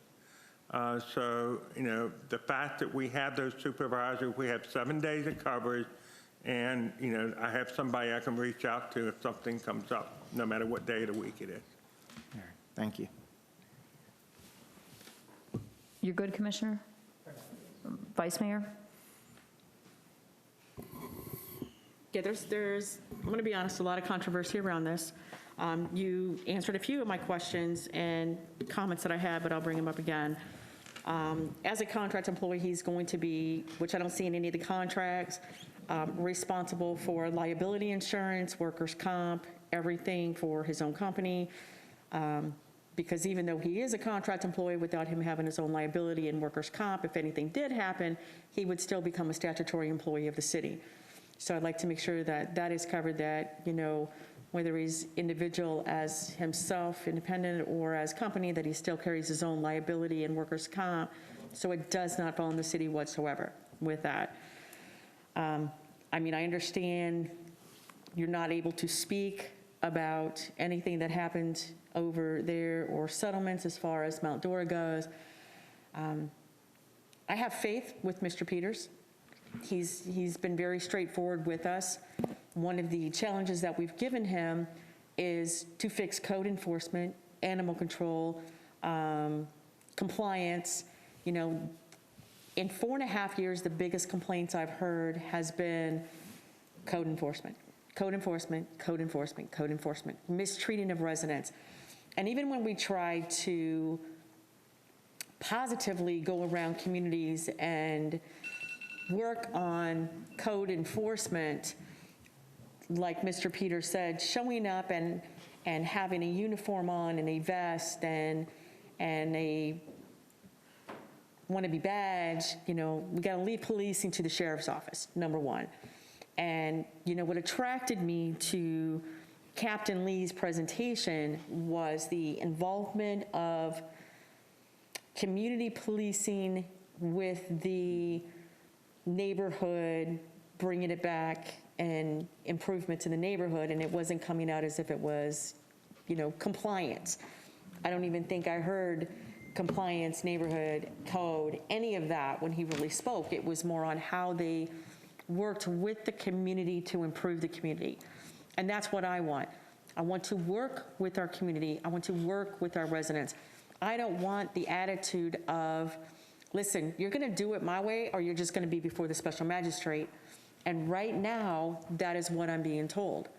I'm tired of hearing about, was this a legit seizure? Was this a legit search? Were they allowed to do that? And if that means we got to spend $67.50 an hour to get a department in shape, I guess I'm willing to see that happen. I want to know you're the person to do that. And right now, I'm basing my information on not just bad articles I read, which as few people that I'm sure can contest, somebody can ruin your reputation pretty quick. But when I see redacting articles that say, oops, they guess we overstepped, then it's like he said, she said. And, you know, another question I have is obviously, you know, it's not all spelled out in the contract, John. Is there any penalties, any financial obligations to the city if he's not doing the work and we say we're done? I'm assuming that since he is a at-will contractor, we have no obligations? The bottom of the contract basically says that on 7 days' notice, either party can end the contract with a very short leash. Okay. So there's basically not like he's going to walk away with a golden egg if he doesn't work out and he's not doing his job. Are we going to have any meetings with residents to, I guess one of my questions to you is, what's your first action? That's going to help me feel better. What's your first action? How do you feel that you can improve the city of Deltona? So John O'Grady, thank you for the opportunity. My first action would be to sit down with the code enforcement group and just get a sense of where they are, what they've been doing, who they are, looking over their policies and procedures, and ensuring that they're following the policies and procedures. Code enforcement is pretty much black and white, but as you said, Commissioner, it's how you treat the public. And what I'm hearing, and I came to the workshop earlier a couple weeks ago, and I think that's a big part of it, is how we treat our residents. And my first step is to go in there and ascertain on just how they're treating the public, ride with them, be a part of them, and then come back reporting to Mr. Peters and letting him know my findings and what we need the next steps. A lot of it is rebranding and things of that sort, but it's also our code enforcement group, our employees of the city of Deltona, and they're human beings, and there's a reason why the residents are here complaining about them, and we need to change that. So that's my first step. Okay, I appreciate that. And I don't know the difficulty you're going to come being a contract employee versus being our contractor versus an employee. I guess this is going to be one of those that we're probably going to have to work through if it does go through. I'm going to leave it at that for right now. Commissioner McCool? Yes, thank you very much. Mr. O'Grady, I have myself, I just like getting front and center, and I have a policy of eating the frog. The stuff that you don't want to do or talk about, you do it first off. So first of all, thank you for coming to be open and transparent. Mr. Peters, thank you, appreciate it. I not only read about the trouble in Mount Dora, but what I found is that I could find, in people that I talked to, I could find no disparaging comments or remarks for your 27 years of service with Orlando. So I would like to, say that also. I want to also come off of the climate that we're coming out of. We're trying to, as a city, we've just passed the point where we had racial tensions in our whole country. And in our community, we have a wonderful and vibrant, diverse population. And because of the nature of what allegedly went on in Mount Dora, I would like assurances for residents and to make sure that you are talking to our residents and addressing those issues.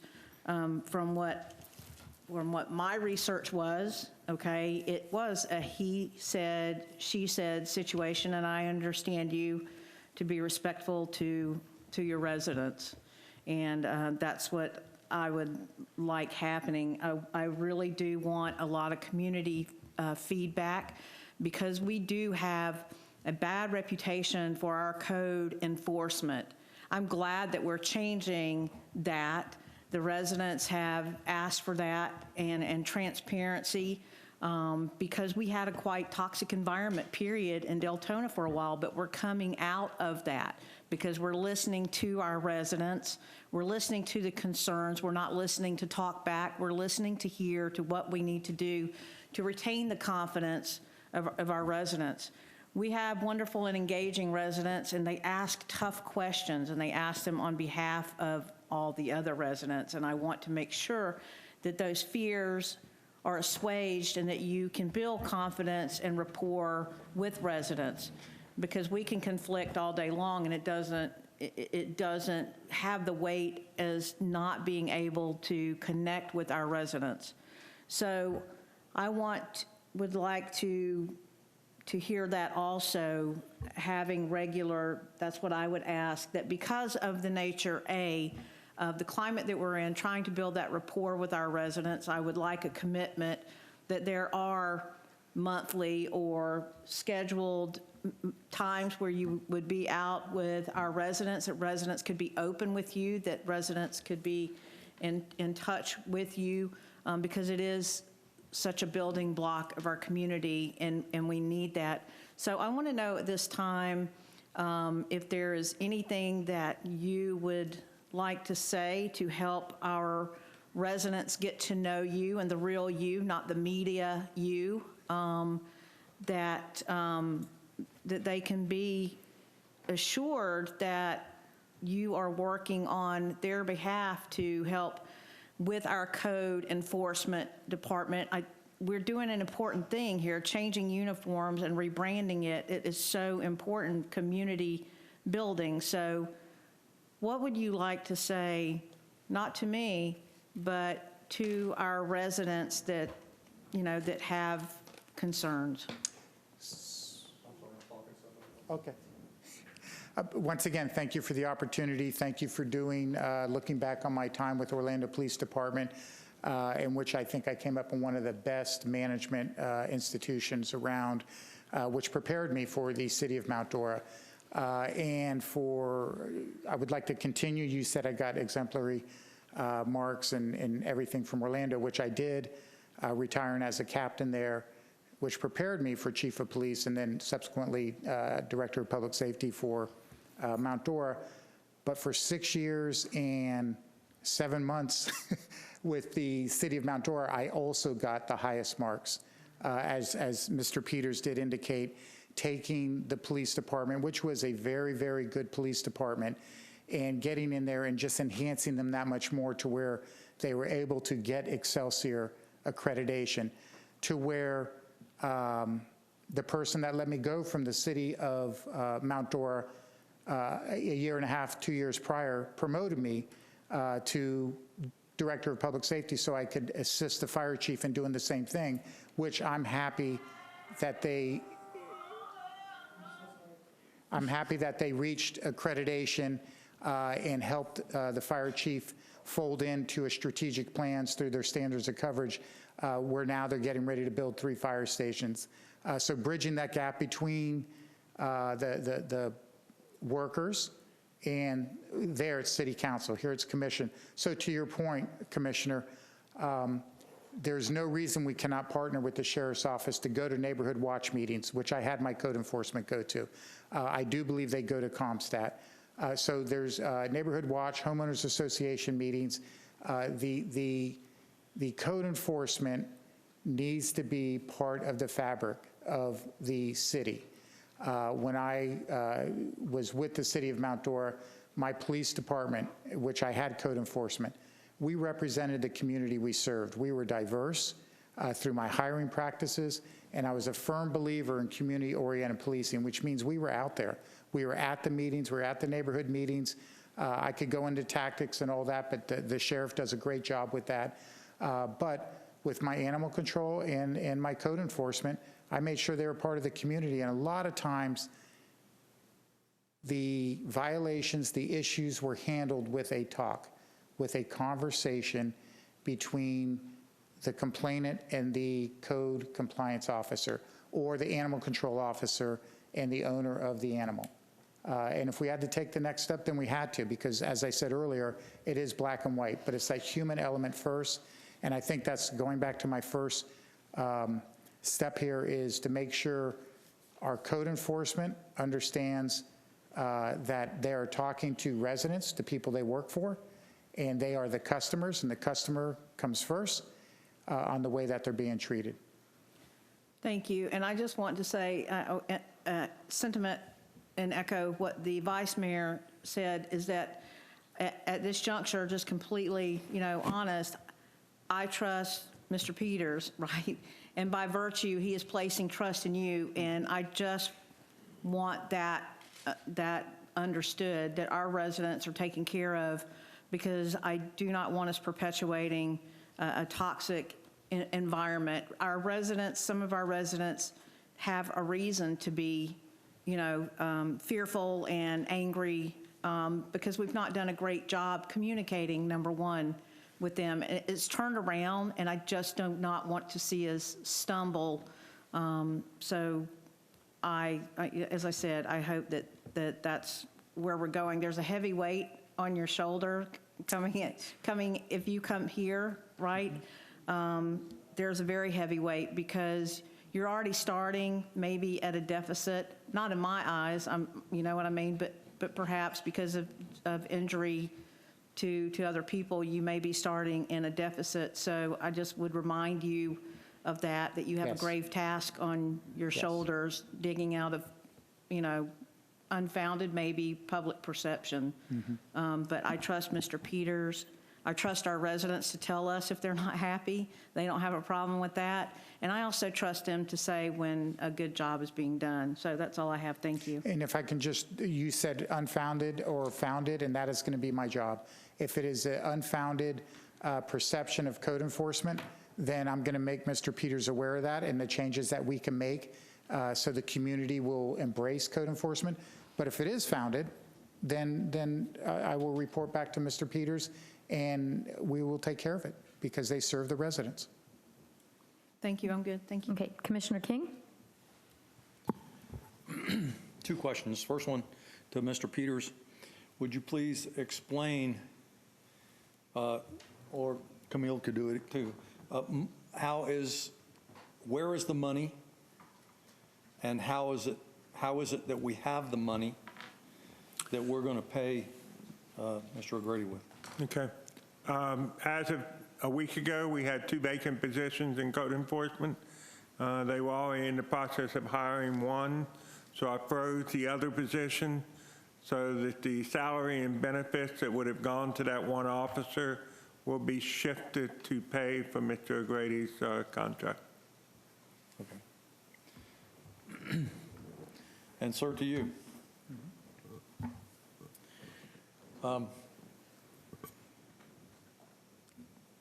I think you got a big job in front of you. You get this job, you got a big job in front of you.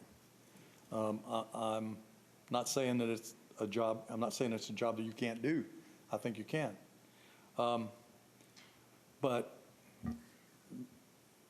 the perception of code enforcement in the public's eye here in Deltona is not good at all.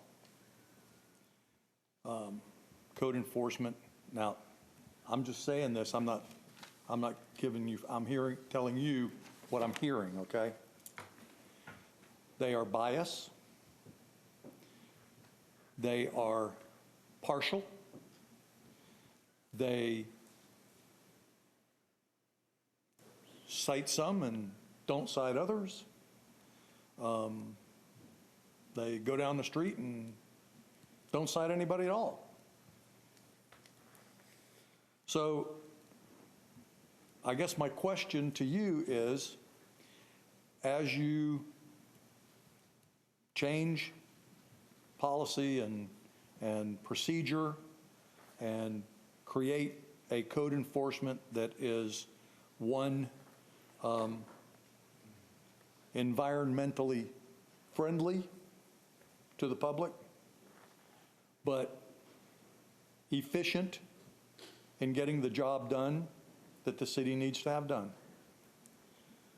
Who is it that you cite with either a warning or a fine? And that's my question. Who do you cite? So I will, once again, there was a couple different comments in there. Okay.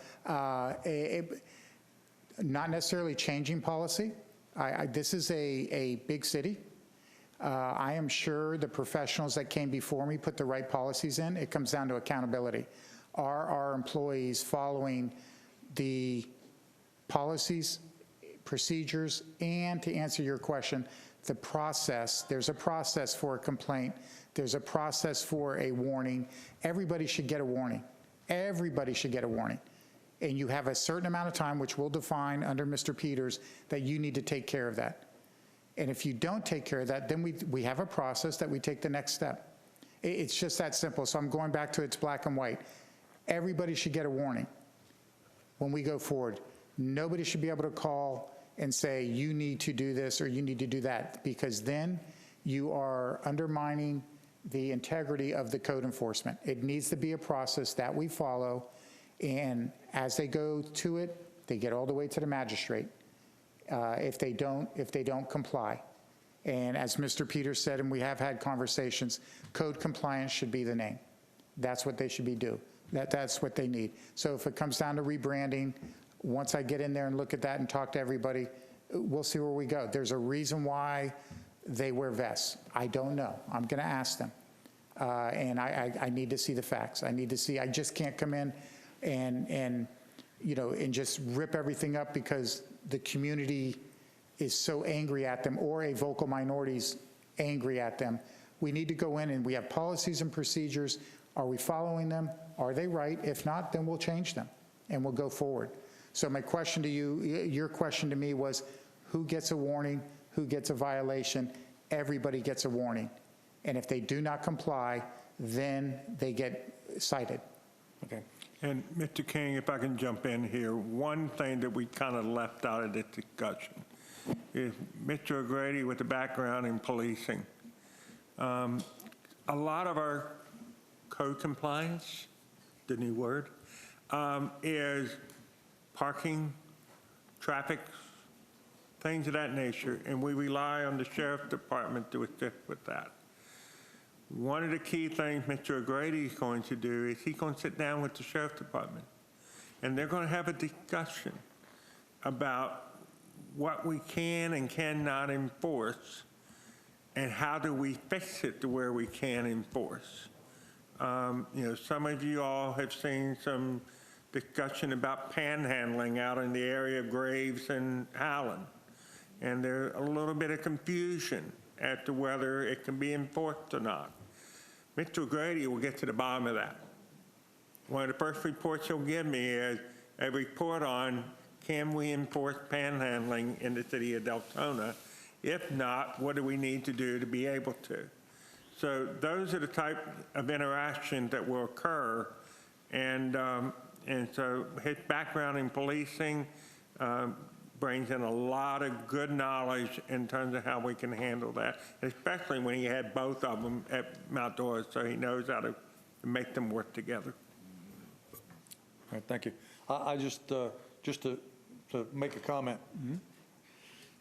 I hear a lot in the city from residents that say, you know, well, code enforcement came and they gave me a hard time and I got a warning or I got a citation, but I go out in the street and look down the street and I see 7 other people within a 2-block radius of my house that have the same situation I have, but I was the only one that got a citing or a warning. I like your answer because the fact is, if you are not if you're not up to code, you're doing what you're supposed to be doing, you should get a warning. Not you, but everyone who's doing something that it's not right. We want everybody to be right. I thought that was the purpose. But we haven't seen that in a long time because somebody gets cited here for something and 4 other people go free with nothing. So if it's for one, it needs to be for all. It comes down to a quality of life issue, and that's what code compliance is all about. That's correct. Thank you. Okay, Commissioner Vasquez and then Commissioner Sosa, and then we'll wrap up this portion and go to the public comment. Thank you, Mayor. So going back to the presentation that was done by the Sheriff's Department, according to what was shared with us, Daytona Beach has a group of people in charge of code enforcement. They have another group of people in charge of animal control. So they have a group for every code enforcement department or whatever that we're discussing here. How large is our staff? How many staff members do we have in code enforcement right now? How many what? Staff. We have about 14 officers, if I'm correct. Including the to the left? That covers everything, ma'am. I mean, that's part of the problem, is that we have 14 officers who are trying to be all, end all. They're trying to be animal control, they're trying to do regular code, they're trying to do stormwater, and they're trying to do commercial. Having run code enforcement, now one of the things that John and I share, if we have run code enforcement, and part of the reason I want to have 2 people from planning and zoning trained as code officers is commercial code enforcement usually goes back to the original site plan and the development order in terms of what plants are supposed to be out there, what trees are supposed to be out there, what parking's supposed to be there, you know, is a U-Haul truck allowed in this area or not? The people in planning and zoning are much more well-versed in making those calls, instead of a code officer who, you know, does not have a planning background, is not used to reading development agreements and the like. On the public works side of the equation is, you know, we get these broken sidewalks, we get the stormwater problems that we get called in on quite a bit. I personally have been out on 4 neighborhood meetings now to discuss drainage problems. A lot of them were created by a house that wasn't being properly built at the time. They blocked the drainage and it flooded people's yards. Public Works is better versed at handling that. Things such as backflow prevention devices. Deltona Water / Public Works is more versed in handling that. So when I was at Altamont Springs, In the public works and utilities arena, I had 5 code officers, and then I was also a code officer so that I would understand the process. And Mr. Grady and I have talked about it, and Ron Paradise and I had to talk about it this afternoon. My expectation is that Ron Paradise will also go through the faith training so he understands how that process works. I'm going to put myself through faith training again. I was previously certified, but you have to do it every 2 years, so I'm past my warranty period, so I got to go back. But just so that I understand code enforcement, because you all know the number one thing you all get phone calls on is code compliance. And so, I want to be versed on it. So, we will know when you call in and you're talking to me, you understand that I understand the process. So that's where we're heading. And I think a key thing that has been said, I think it was Ms. McCool that brought it up and Mr. O'Grady answered it, is neighborhood meetings. As we go forward, one of the problem areas, you all see it on the dashboards that you get for the week, the number one problem is parking. And some of that, getting to know the people and getting the information out in a friendly way is having neighborhood meetings so that somebody can come up, they can talk about their situation without worrying about somebody writing them up, and we can have a conversation on how we can achieve compliance. And so, I fully visualize that we will have a series of neighborhood meetings. And I'm about ready to talk myself into the new name of neighborhood compliance because it may be actually a more accurate term when we're done. But we will be out there. We will engage the public.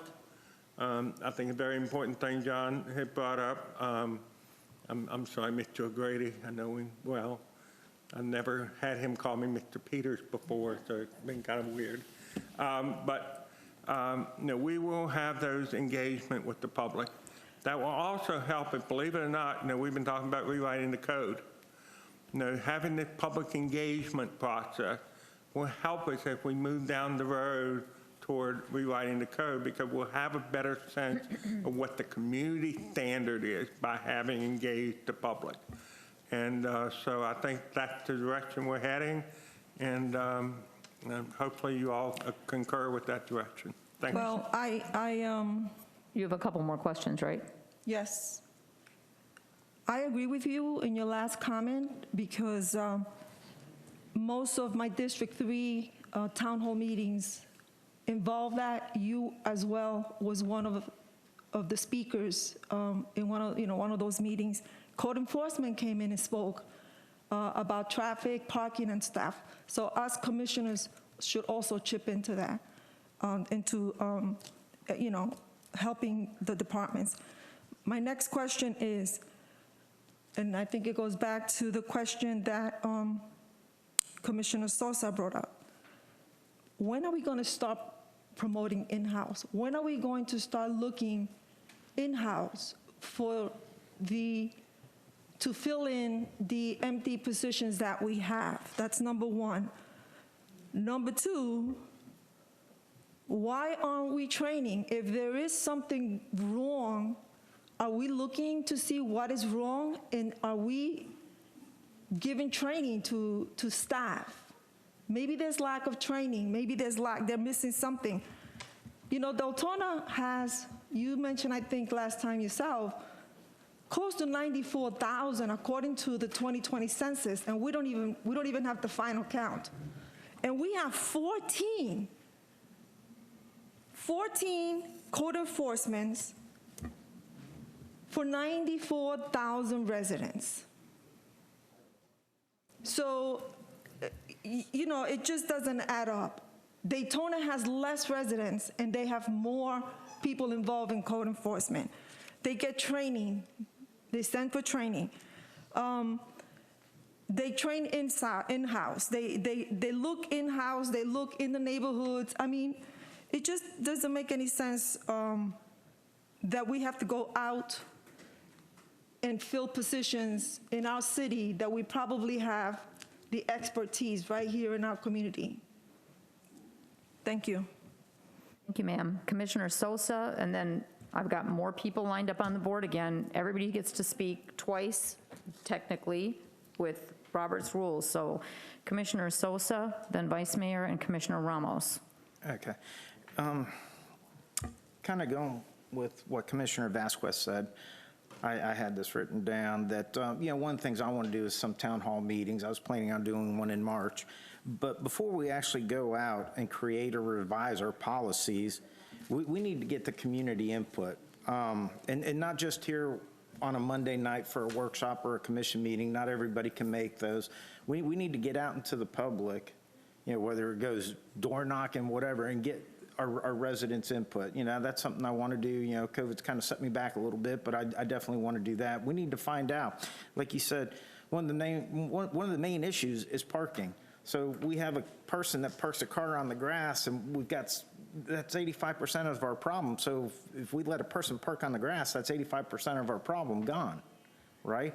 Me personally, I don't care if somebody parks one of their cars on the grass on the side of their driveway.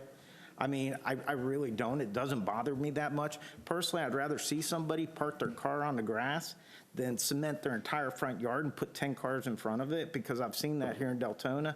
And personally, for me, I'd rather see the one car on the side of the house, or even two. I mean, that's my personal opinion. And I think we need to go out and reach out to the residents to see what they feel about that. The next thing is, you'd mentioned that, I do agree, maybe you should have some code enforcement officers within the P&Z and within Public Works. However, my question is, for the flooding for the houses, shouldn't we have had a building inspector go out there and say, hey, look, when he builds this up, he's going to flood 5 of his neighbors? Shouldn't that have been addressed already before we even get code enforcement involved? That should have been something that should have never happened. I am 100% in agreement with your last statement. We are in the process now of changing our protocols to where when a single-family house comes in, they pay an engineering fee that will cover the cost of the public works staff going out there and ensuring that they're meeting the requirement of the building code with regard to how the drainage is handled. And so we are working on that. I think you will see a significant change here in the very near future. With regard to neighborhood meetings, I am a big proponent of neighborhood meetings. It is a way to engage the public. I am 100% in agreement. We don't have it here at the Taj Mahal called City Hall. We need to go to them. And when we go to them, we can have it at a park, we can have it at a church, we can have it anywhere that they would desire to meet. But it is extremely critical that we do that outreach. Because like I said before, if we start going toward rewriting code, we need to know what the public wants for their community standards. And we may end up writing a land development code that's neighborhood-based. Now, certain neighborhoods may say it's okay to park in the grass. Other neighborhoods may say it's totally inappropriate. And one way to handle that is a neighborhood-based code. And so, but that's for down the road. I'm just giving examples. Please don't react on that. But, yes, we are all for, John and I have discussed, public engagement as part of this process, and it's very critical we do it. Okay. Now, my next statements, they're not actually from newspaper articles. They were actually from watching videos from the Mount Dora spokesperson and the city attorney. And I know you have you got confidentiality agreement you're not to discuss. I don't know if it's over the vacation time, the sick time, but part of that agreement that I'd read was that you would get your compensation for vacation, sick time, and one of the issues were the city couldn't say anything bad about you. Now, unfortunately, part of the issue I have is because I want to know the facts because, if Mr. O'Grady's there, I want to know what the actual facts were of the case. And, looking at what the city spokesperson said, said Mr. O'Grady was dismissed July 2nd after an investigation found multiple incidents of misconduct, including that made derogatory comment aimed at a Puerto Rican police officer. And then the city attorney said, although the investigation found that, it was unlikely, sorry, let me get my glasses. Hey, I need my glasses here. It was unlikely Mr. O'Grady engaged in unlawful discrimination. It concluded that overwhelming evidence of the department fraught with distrust and lack of respect for Mr. O'Grady's leadership. That was from the city attorney when she made her announcement. And, it said that officers that spoke the department were clear vision and mission are lacking of the ability to learn from Chief O'Grady, as well as the interest in the ideas and suggestions is non-existent. Those are certain remarks that are coming from their city attorney as well as their city spokesperson. It's not a newspaper article. These are actual videos. I saw them. And if you can't speak on those, that's where I really have a problem. So what I'd like to say, what I can say, thank you for the opportunity, First Commissioner. What I can say is 3 months prior to that, when they brought me over to City Hall to speak with me, they said you can retire quietly and walk away, or you can request an investigation. I knew the allegations were false in my heart and in my actions, so I asked for the investigation, knowing full well I was going to put myself and my family out there. But based on me and who I am, born and raised in Florida, born and raised in Miami, I knew these allegations were false. So they did have the investigation. It is public record, the entire investigation, along with my response. And as you said, the findings were determined to be unfounded, and I was exonerated. At that point, as you just said, after that report came out, the city attorney, as you just said, so I'm not violating anything, chose to make those comments to the media. I chose not to go into the media because that's who I am. After that, the city and I settled amicably. So it's public record. I would ask anybody who wants to see it, see it. It is unfortunate, I think, what the city attorney did, and I can't really go any further, but I chose not to go out into the media. I didn't think that was right, especially when it came back unfounded and I was exonerated.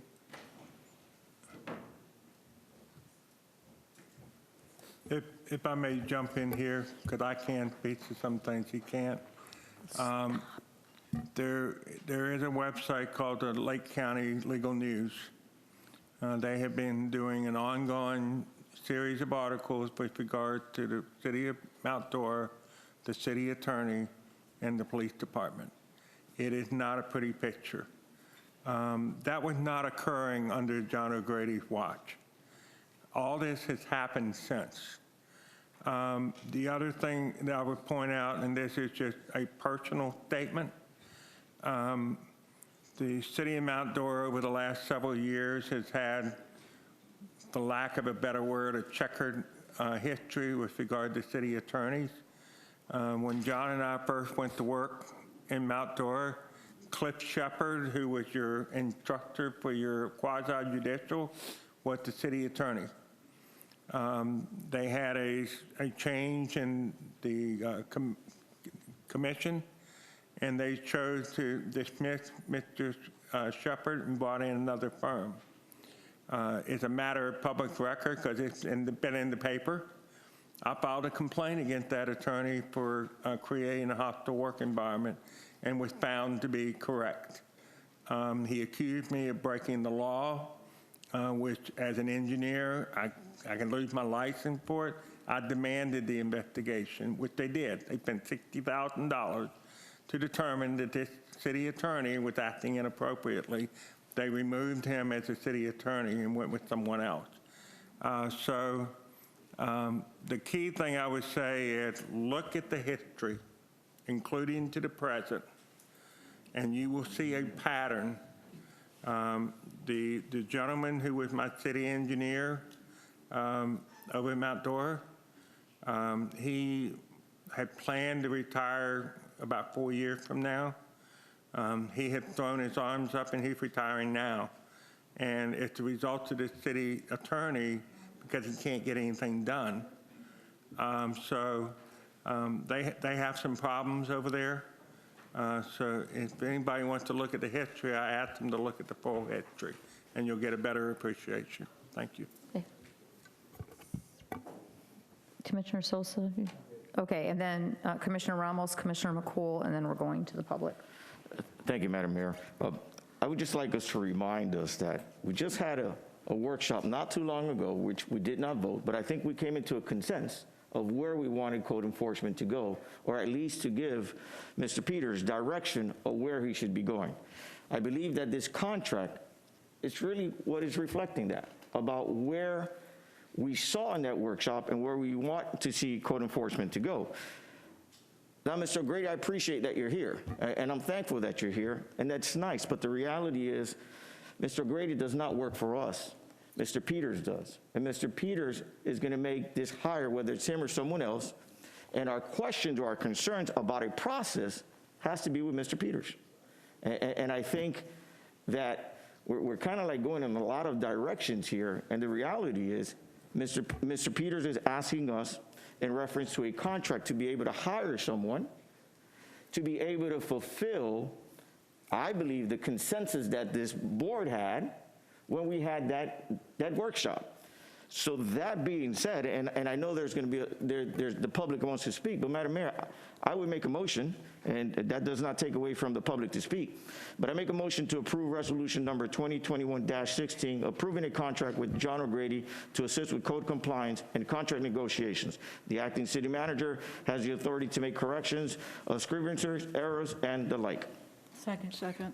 Okay, properly moved by Commissioner Ramos, seconded by Vice Mayor Bradford to move ahead with this resolution. Commissioner McCool, did you want to say anything?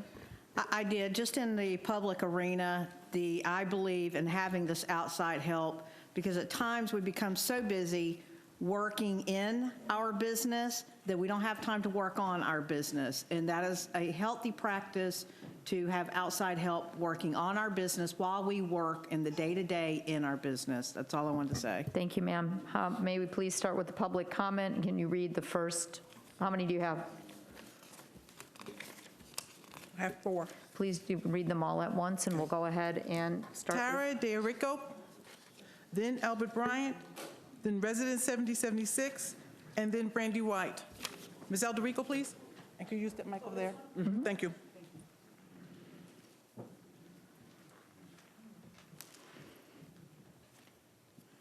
Good evening, everyone. My name is Tara DeRico from Deltona. Oh, you trying to say I'm too short? There you go. I like that. So while I am very encouraged by the positive changes I've been observing, unfortunately, no surprise, right? The years of no transparency and distrust will take more than a few months of positive actions. I will say, Mr. Peters, thank you very much. You were very forthcoming, which has not typically been my experience at some of the former meetings I attended, so I'm very encouraged by that. I appreciate it. In the spirit of positive intent, I will continue to look forward, but that does not mean the past has been completely forgotten. In my opinion, this will be the biggest challenge that our city and Mr. O'Grady may be facing. Mr. O'Grady, I would also ask that should you choose to accept this contract, to please be mindful of the point that the community is at now with code enforcement is years in the making. And unfortunately, the community's perception of code enforcement will not change overnight. This will be a challenge for you and your team.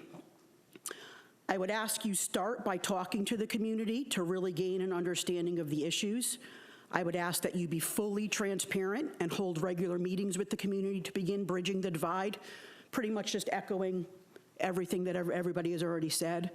I have done some research, and I did look at the history. And up until this incident, when you were, when this incident occurred, you did have a very good reputation. You were very well respected. And I dug. I'm not going to lie. I was looking for stuff, and I couldn't really find anything. So that kind of tells me that there's a little bit more to this story than maybe that the public will ever know. And the fact that you did take the time tonight to meet with us and speak to us shows me that you do have an understanding to the importance of building community relationships. And I would like to thank you for joining us, and I would just ask that you continue to build those community relationships. Thank you. Thank you. Albert Bryant, please.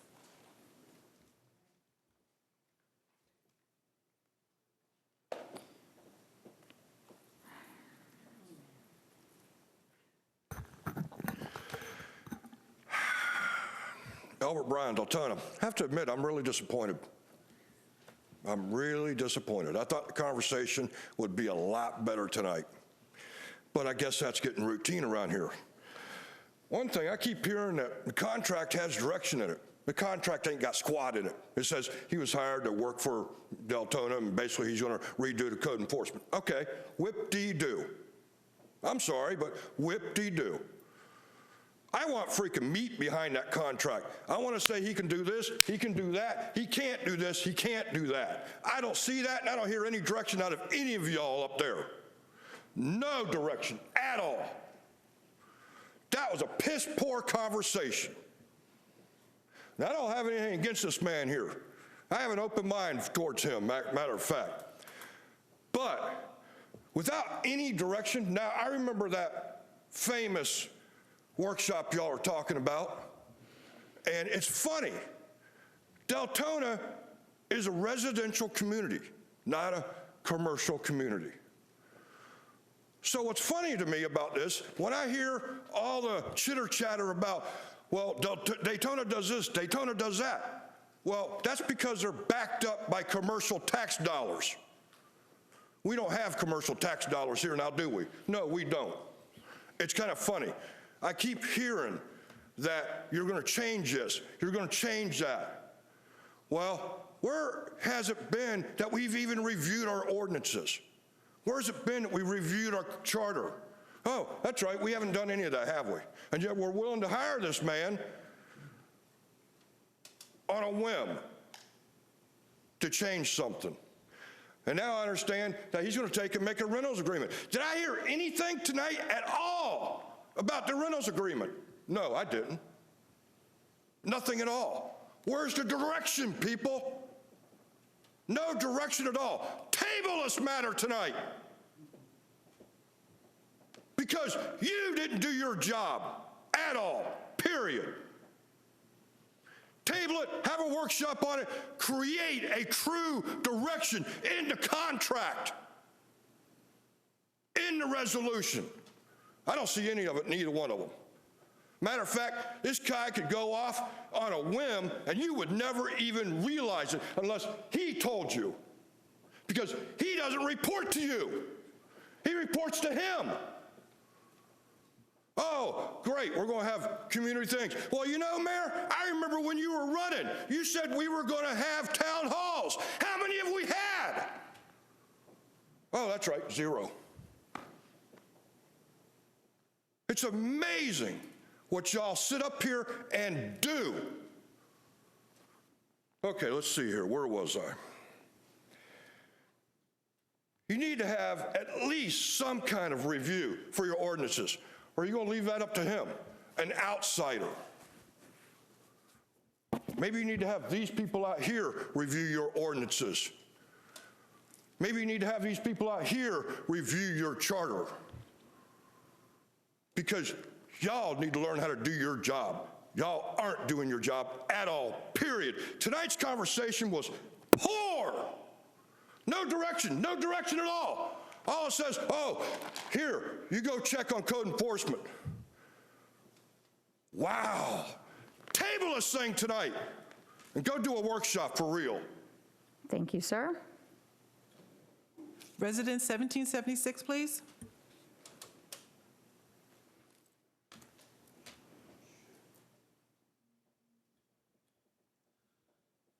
Good evening. First off, I think I would like to echo what he said about reviewing ordinances, reviewing the charter first. I think that is something that is really necessary before we start, wanting compliance with anything.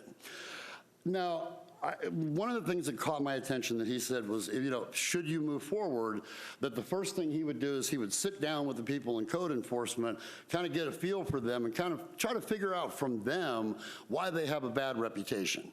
How about talking to us? How about having a town hall meeting with the people? Because I can tell you one thing, if they move forward, I am one of the first people that you will hear from. I will be going to Mr. Peters and we will be having a meeting, and I will be showing you a series of video evidence and photographic evidence, email evidence that is going to show you why the problem in code enforcement exists today. I'm going to show you a list of county court cases where code enforcement illegally obtained criminal search warrants and executed those warrants, and I have video to back that up. Video that somehow magically got lost by our city clerk, but I have a copy of it. Got a lot of other video that, and by the way, this is stuff that many, Mr. Peters has seen, several members of this commission have seen, with the exception of a few who just didn't care that people were having their locks drilled out. But these are the things that you need to know about. You need to talk to the people if you want to understand why code enforcement has the reputation it has. You need to talk to people and who will tell you, oh yeah, I've got photographic and video evidence of one of the code enforcement employees loafing at her parents' house for 2 to 3 hours at a time in a city truck, in a city uniform. No, those are the things that you need. You need to start looking at how to clean house, not how to let these people glamour you into believing that it's everybody else's fault. That's the thing that I want to hear from you, is that you're going to come to the people first. Then you can go back to them with a series of qualified questions. And that's all I have this evening. I would like to extend a happy birthday. You know who you are. Thank you, sir. Brandy White, please.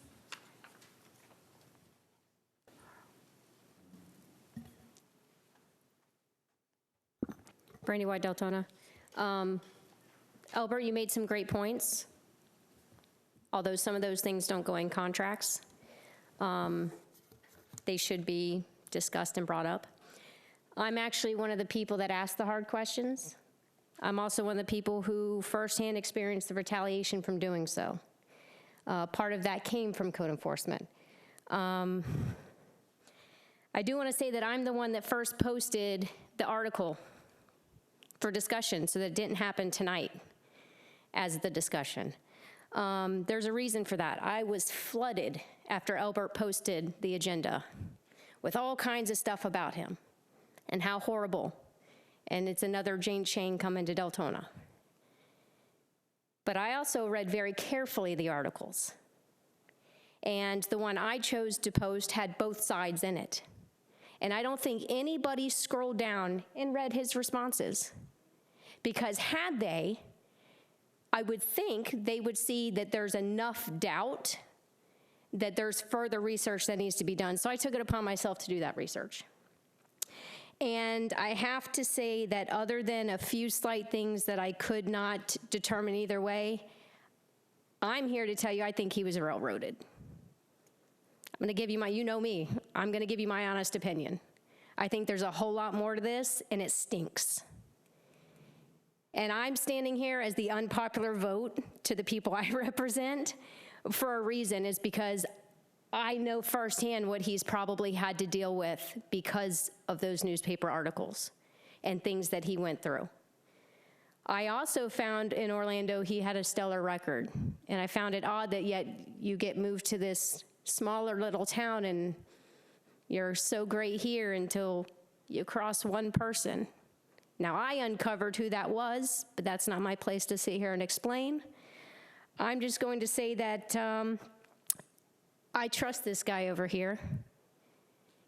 And even the little things that I haven't been able to clarify or determine if it happened and it's still concerning, I'm going to trust his word.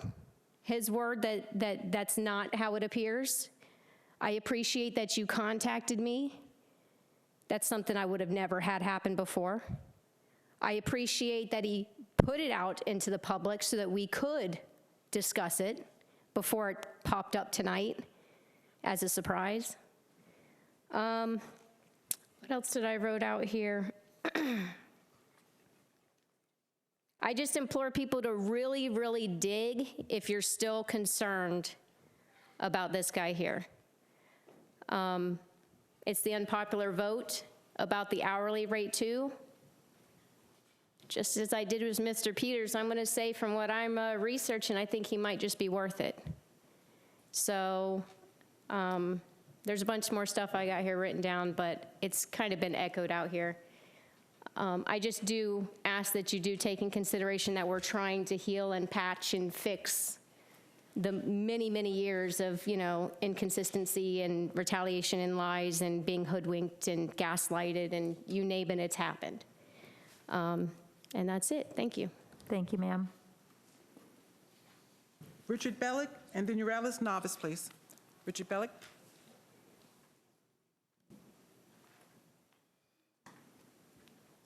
Lauren King, I'll never go to Mount Dora, not after what I heard tonight. Everybody over there's a liar. They all lie. They run investigations, they lie about the investigations. I mean, come on. I mean, are you for real? Everybody over there's a liar. None of them tell the truth. That's what I'm gathering. That's what I hear. I mean, think about it. They ran an investigation, they fired the guy, and now you don't believe the investigation because he says so. He goes on, you think this guy, he should be a camel because he could go across 5 deserts without a drink of water. I never heard somebody praise so many people. Come on, are you for real? They're all lying. Nobody's telling the truth. I want to ask him a question.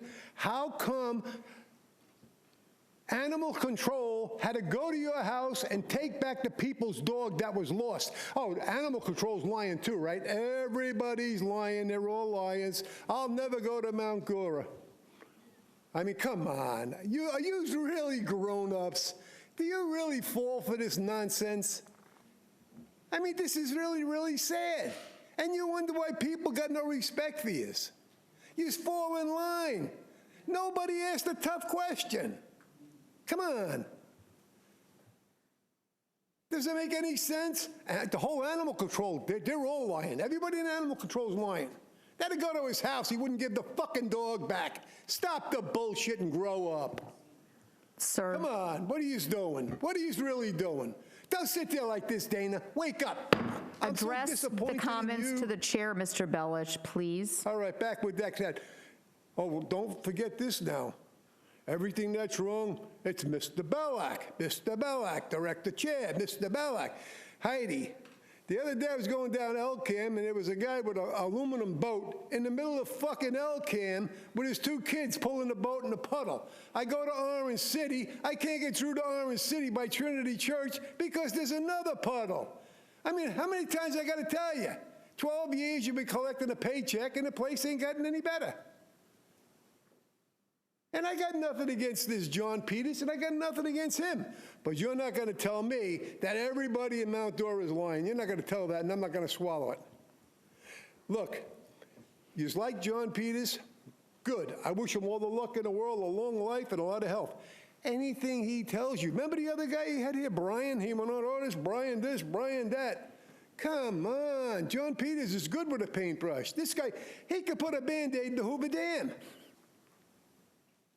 I mean, you just got to wake up someday. Bradford, you awake over there? Boy, what a disappointment you turned into. Sir. Yeah, you started as a tough guy. You were a fence jumper. And we know why you kept this job, too, so let's face facts. Maritza, I got to say Mr. Bellish. You were good. You were good. You were good. Really. You brought out some points. I liked it. Really. At least you stuck up for the Puerto Rican people or Latinos. You at least put something in there. But like I said, everybody in Mount Dora is a liar. They're all liars. How many times I got to tell you? Liars, liars, liars. Mount Dora, that's what they are. That's what they are. Him and him against Mount Dora, and they're buddies. Hey, I wish them all the luck in the world. And I'm the last guy that wants to deny a guy a paycheck, and I hope he does get the job, because he already does. You knows he's going to vote for him. You have the job, by the way. I wish you all the luck in the world. So maybe someday the people will vote the right way, and you'll keep Lauren and you'll keep David. Even Maritza now, I got to vote for her. At least she stands up for it. Thank you, sir. Urellis Navas, please.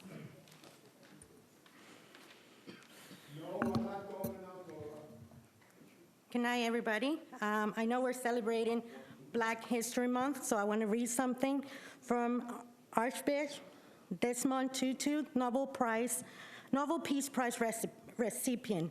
He said, if you are neutral in situation of injustice, you have chosen to be in the side of oppressor.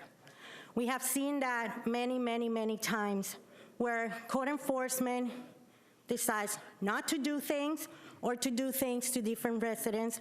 I know you guys are now trying to choose to do better. Thank you, Mr. King. Thank you, Dana. Thank you, David. I really appreciate what you guys are doing and the good work, the communication, and everything that it's been going on between the city and the residents. Thank you very much. Mr. Peters, I want to say thank you. The first day that you came, you did your presentation. I was behind you. Brandy's right there. She knows I will not lie. I'm just like her, just a little bit more quiet. But I'm the first person that will say thank you. And you have been nothing but responsive to me, and I appreciate it. I know the communication between my driveway and everything that happened, it was a little bit of an issue, but I want to say thank you, because I know you will do the right thing for the residents. I want you to be a little bit more strong when it comes to put the residents first, because they haven't. And we elected them to do that. So if they haven't, we need you. And I'm looking at you because we need to go back and to see our code enforcement and to see the stuff that is in there that is affecting people and family like me. I've been in here since 2016. I try my best to be in here. I have new nurses, I have no nurses, and I've been in here because it's important to me, because what's happening to me, it happens to people that cannot leave the house, that are bedridden, that are bedbound, that cannot be in here. Sir, if you get this job, it's gonna be tough. We're gonna be here, we're gonna be behind you, but we're gonna be behind you asking questions and asking you to do the right thing, because some of them don't and won't. And what they're doing, it's gonna reflect on you. So think about that before you sign that contract. If you don't want any more things that when people research, it will reflect on you what they're not doing. So I wish you good luck if you decide to be in here. But please, we have a community. We are a community of elderlies, special needs that have no voice. And code enforcement and the resolutions and the stuff that they do affect them too. So just think about that when you're enforcing things. See what's happening. Sometimes we have elderlies that had the graph up to here, but they can't cut it. Sorry. So, sorry, Urellis. It was. That was no. I just saw it start lighting up. Sorry. You can keep going. Nothing. I just wanted to say that getting involved with the community is going to be much better. Some people don't have access to the internet. We have a lot of elderlies in the community that don't have access to the internet. Some people don't read their water bill, so maybe send out a letter or something to tell people, hey, let us know what is bothering you. How can we change? How can we make it better? Because that's what we need. We need the feedback from the community. There's a lot of people. I got a phone call on my way here from people telling me, hey, what you're going through, I'm going through. You know, we communicate through Facebook, and a lot of people that I don't know, I have never seen in my life, they will call me. I don't care. My phone number, everybody has it, so I don't care. So, you know, I'm not the only one going through the stuff that I go through, and that's something that you guys need to think. Maybe I'm one person, but I represent 20, 30, 40 people that can't be here because they're working, they have little kids, they can't leave the house. So Thank you and good night. Thank you, ma'am. Okay, that'll close the public comment portion of the hearing. Vice Mayor. Okay, I actually wanted to save this for my second time to speak until after I heard what everybody said. One of the questions that I've gotten written down, I've actually wrote a couple down through this, is how does it work as a contractor for authority over existing code management? Because obviously, he's there to improve it, but what's to say that they have to listen to him? And how are we going to handle that? Yes, ma'am. And I was going to respond to that. I was going to ask the mayor permission.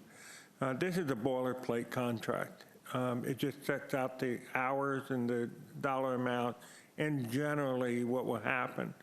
Much like an engineering contract, when we hire a continuing service engineer, we do individual scopes of services. Mr. O'Grady and I will be doing individual scopes of services, such as I need you to do 5 neighborhood meetings, or I need you to look into the videos that have disappeared or whatever. Those will be individual scopes. I will get a report back at the end. My plan is, as we go through those processes, the commission will be informed. And I want to take exception to a comment that was made a minute ago. I know a lot of people heap praise on me, but the reality is, it's the commission that is allowing me to do what I'm doing. It's the commission that has embraced the idea of transparency. It is the commission that has embraced a new direction for code compliance. It is the commission that has stepped up and provided the leadership that I'm working off of. Because if you all were not providing that leadership, I wouldn't be able to do the things I'm doing. So I just want to clarify that point, because I think you all are taking a little too much heat. I think the saying that transparency is the gateway to Deltona's future, I have talked to all of you all, and you all have all embraced that concept.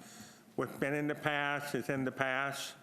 We're on I think, a good direction for the future, and I appreciate the leadership that you all are showing so that we can make progress toward the future, and I just wanted to get that out there. Thank you. Thank you, Okay, sir. thank you. Can I go ahead? Okay.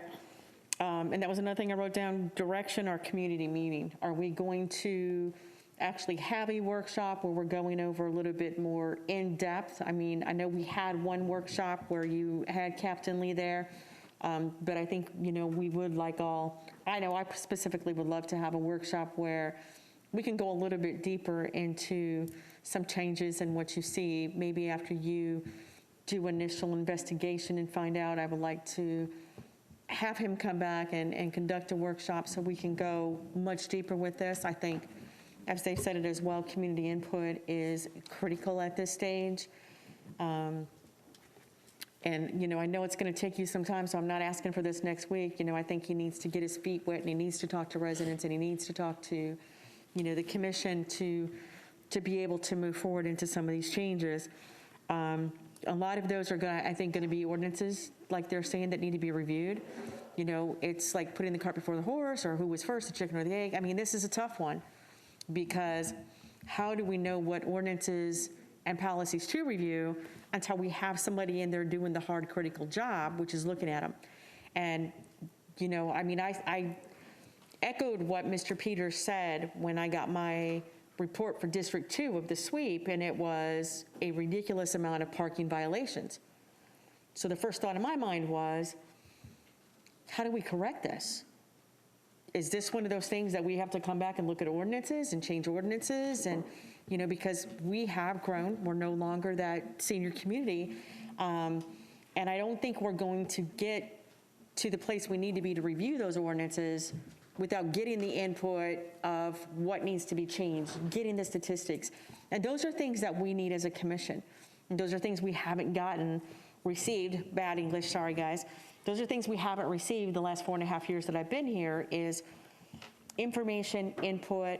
I want to tell you thank you. Yes, we're taking heat, you're taking heat. This didn't have to come before us. And I personally want to tell you, thank you very much. I would much rather, no matter how much discussion we have, Mr. Peters, and you're probably going, God, why did I do this? You did it for them. And I want you to know that. And I think they feel it. I mean, I've seen a positive, and, you know, I hope that this doesn't discourage you from doing this, because I want to see this continue, because nobody said transparency was going to be easy. So we all asked for it, but when we're up here getting the crap beat out of us, then we're just like, but please continue to do this. There's going to be times we're with you, and I'm sure there's going to be times we're going to disagree. But I definitely want a follow-up within the next quarter. I'm going to say it's going to take you a few months with Mr. Grady to get going, but I think the workshop will be in order, and, you know, some follow-up. And again, thank you for the transparency. Okay, Commissioners, there's no one else on the board, so we're going to wrap this up. I'd just like to make a couple of comments after listening to the commission, Mr. Peters, and the residents. Been doing this 10 years and 3 months, Mr. Bellick.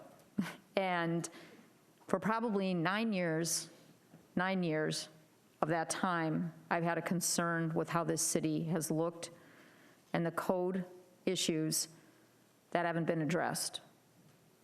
For 9 long years, I've tried to make that an effort, and up until now, I feel like I've been hitting my head against a wall over and over again, because our ordinances need to be looked at, but they also need to be properly enforced.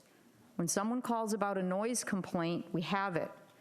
Deputy tells the people we don't have it. This one says we do have it. This one says we can't enforce it because we don't have a noise meter. And it goes around in a circle about parking and about panhandling and about noise and about everything else. It's not how do we get to yes, it's no, we can't, because. Over and over and over again. And this is the first time that I see a future for change for the #1 issue that has been beating down my email, my phone, my door, anonymous letters in my mailbox. Your sweep forgot the house here with the red roof and this and that that's running a chop shop out of it. Your sweep forgot this. Finally, I see a chance to really address the things that have not been addressed, and that is really the #1 issue that the citizens in this city talk about. Commissioner Vasquez, you've had town hall meetings, you've addressed them before. Code enforcement's always an issue. Vice Mayor, Commissioner McCool, Commissioner King, Commissioner Ramos, we've all had it. We've had town hall meetings, we've had visioning sessions. What is the first thing that people say? We want this city cleaned up. And then when we go about doing it, we go and we do a sweep and we slap you with a driveway extension that you have to have done in 4 days. 4 days. Because the next shift doesn't come on until 4 days later, and you call up and you ask a question and you're told you gotta wait till Sunday. There's no copy of an ordinance given to you as a violation. There's no warning. You got 4 days to fix it, and you can't talk to anybody because their shift's off. It's the reality of this mess. Mess. I'm sorry for going off. I apologize, but I'm tired.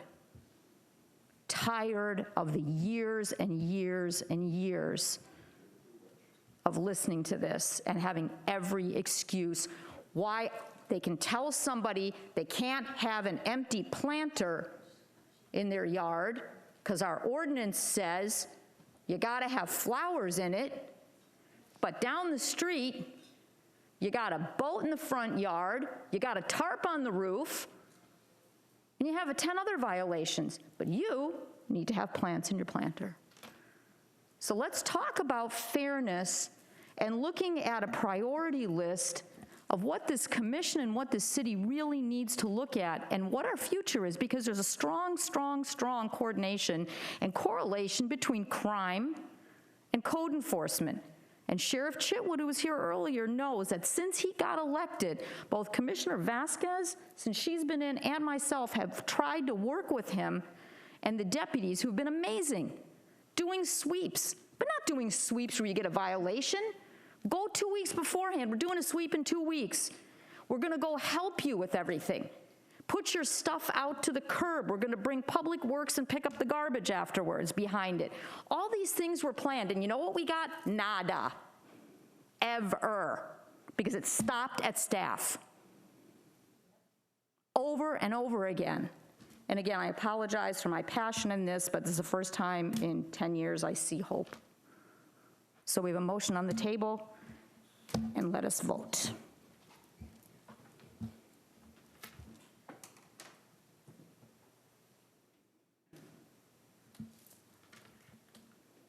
And the motion passes 5-2. Thank you, Mr. Peters. Thank you, sir. I wish you all the best. And now let's move on to the next item. Item B, request for approval of resolution number 2021-15, opposition to Florida Senate Bill 62. Commissioner Ramos, this was your baby. Would you like to have the discussion? Thank you, Madam Mayor. Just like I mentioned before in our workshop, this is something that it was brought up to us at our TPO executive board meeting, and there's a couple of cities that are rallying behind this. At the end of the day, this is part of that home rule, the more that the state is trying to do to take away from us as it relates to Senate Bill 62. Pretty much that's it. I think it's in front of you, and I would appreciate support on this. Is anybody in the commission? I actually don't have the list of anybody who wants to speak. Mr. Sosa? Yeah, I've got a couple quick questions. Has anybody up here read Senate Bill 62? Okay. Has our attorney read Senate Bill 62? Okay. One of the big things that I say is you're saying it takes away our home rule. And when I read the bill, I didn't see it as taking away the home rule. Basically what it said was it was taking the TPO's ability to be an advisory member to the state. However, the state is looking to have the municipalities and the counties come directly to them instead of having it through an agency. There were several things within the Senate bill that were very, very good. And I don't think it's taken away the home rule at all. Now, what it did say was, like, for hurricane seasons coming up, they do plan to give $10 million in fund for hurricane funds. They are also, one of the things that I know we've had several residents come up here and discuss was a special needs shelter. They have $3 million available for special needs shelters that we have not gotten over the years and years that we've inquired about them, and that is something that us as a municipality, instead of going through the TPO, can go straight, have Mr. Peters go straight to the state to try and get some of those funds for, you know, a shelter here in Deltona for special needs. There were several other key items in there. Most of it was for other parts of the state, but I didn't see it taking away home rule whatsoever. I saw it as giving more authority to the municipalities and the counties, and I'll leave it at that. Commissioner McCool? Yeah, I just want to say that a couple of years ago that we came up, the special needs shelter came up for Deltona because we do have special needs. And it was discussed that would have to be coordinated with the doctors because the doctors want to shelter special needs at hospitals and medically approved places. We talked about the liability that would be for the resident. We talked about alternatives of making a residence, you know, home, because the main reason is loss of power, really, okay? It's not so much, from what I understand, the fallout, and we talked about private resources to do that. So as far as the special needs shelter, we have addressed that with, you know, without any success here, because the doctors, I think the state keeps referring back to the primary doctor or the specialist doctor as where their supposed to say in a medical facility right now. So I'm sure that we could speak to that further, but as far as that component, that's because we had an issue a couple of years ago on that point, so I just want to bring that up. Go ahead, Mayor. Commissioner Sosa? Yeah, well, with the special needs shelter, there's money available that we're not getting to address this. And this is going through your advisory committees. Have they asked for any money from special needs? Have we received any money for special needs? I know we have probably several residents. I've had one person that I've talked to in particular that, I'd like to try and help them out in the event of a natural disaster. And have we gotten any money from the TPO for any special needs assessment, whether it be placing the family within the hospital or another facility that's considered safe? Commissioner McCool. And just to follow up to that point as to what I have personal knowledge of, as that it still comes down to a matter of liability. When we give, if we were to give a resident money to go stay somewhere, it would be tied back to the city because we put them in a place, and if that place was hit and failed, we would still have some liability in that portion of putting a resident somewhere, and that's why they keep putting the responsibility and the liability back to the doctors because the doctors are the ones stating where they think their patient should go. I'm just telling you where we're at. I'm not a policymaker, but we've had this conversation in depth that even when we have the money, we are still assumed liable for directing them to go somewhere. Okay, I'm going to hand the gavel back to the mayor and request to speak as well. Vice Mayor, go ahead. Okay, so I Thank you. actually did deal with this a couple years ago with a resident, and you are correct, Commissioner McCool. And a lot of times the reason they're calling unfunded mandate is just because of that. The state is saying, this was an instance, my head for a week was bouncing off a wall. And it was going, I was on the phone with the state.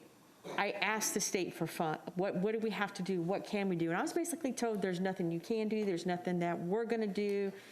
She has to get it from her doctor, the doctors. And it was just a lot of this, and this, okay? And what it comes down to was, and this is how I took it, I was really disappointed. Well, how many special needs people do you have in your city?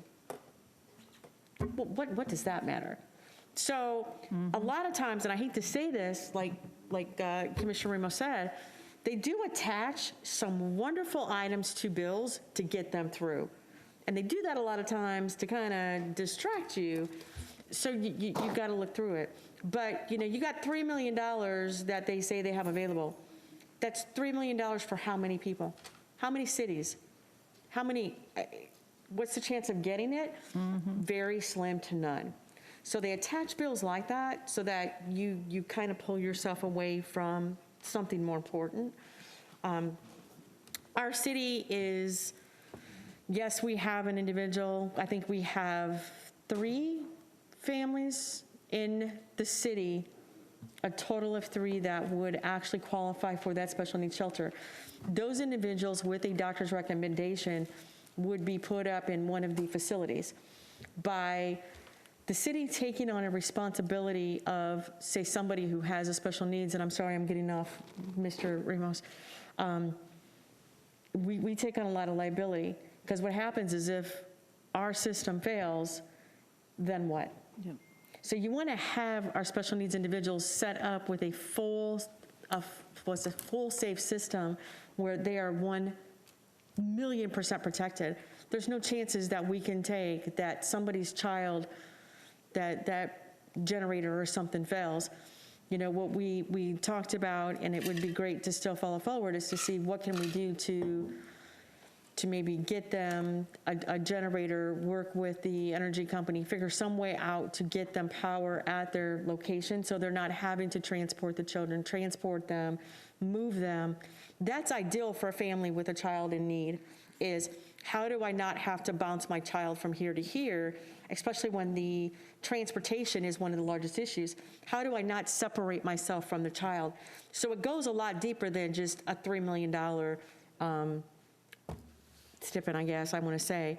I don't know if anybody else has any other questions, but I do briefly go through this. I'm going to have to say that I want to move to approve resolution number 2021-15 expressing opposition to Florida Senate Bill 62 that calls for the deauthorization of regional planning councils. The acting city manager has the authority to make corrections of Scrivener errors and the like. Motion properly made by Vice Mayor Bradford. Is there a second? Second. Seconded by Commissioner Ramos. Do we have any members of the public that would like to speak on that filled out public? Yes, ma'am.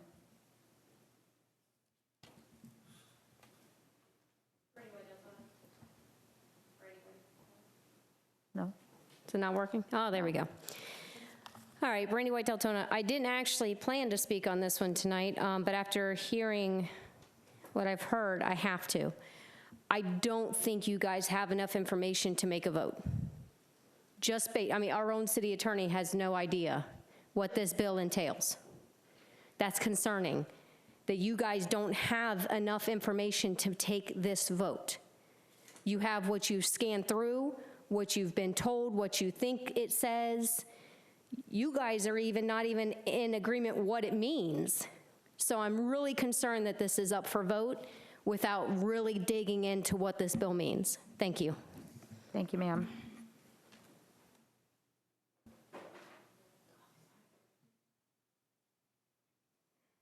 Jorelis Navas, again.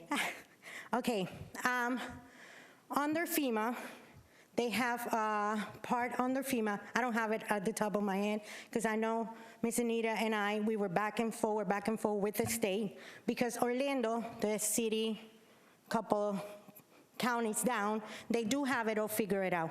FEMA pays for all of this. The state have a special need registry that I've been posting online, that I've been trying, that maybe the city can help me with this, to let people know you need to register. The money comes down if you're registered with the state. It's a special needs state registry that then goes sent to the county. They send how many people. The special needs shelters, it's not just for the ventilators. It's anybody that, because we do have special needs shelter. The problem is that anybody that is bedridden, that need assistance, that needs anything that needs to be plugged in or anything like that cannot go there. We cannot go to the hospital because Arnold Palmer Children's Hospital is a Trauma 1 hospital, so they're not a shelter. We cannot go to Nemours because they're not open into a shelter until like maybe 45 minutes if they do, if they're not at full capacity. So going to a hospital is not what they do. Orlando has a special needs shelter that last hurricane, I believe, well, Irma, we were in Nemours. Thank God they opened up as a shelter that time. But the last hurricane, I don't remember the name, because we end up in a hospital here, thank God to somebody, I'm not gonna say because it was a miracle. We end up in a hospital right here. What they do is they open up a shelter with doctors, with nurses, with generators, but it is through FEMA.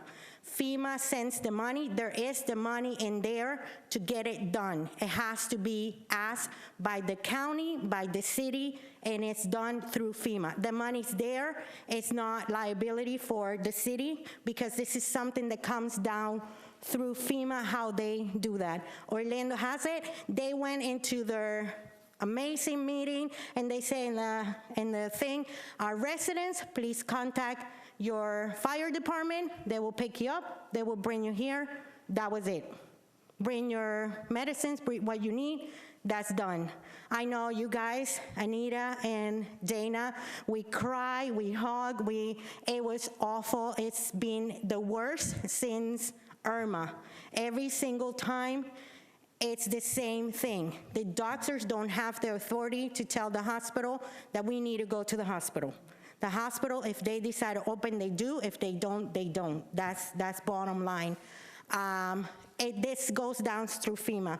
We have it in Orlando, and Mr. Peters is here. He's been working with Orlando. Orlando has it all figured out. So if we can do that, maybe look into it.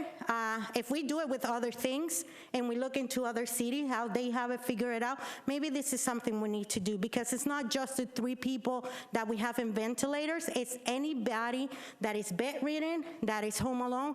You guys know my experience on 2017 with Irma. I went to the special needs shelter. I was there. This person came in a wheelchair. A paraplegic person was sent home all by himself because the nurse could not take care of him. The nurse was going home, and they told him right then and there, you go home, you be there however you can do it.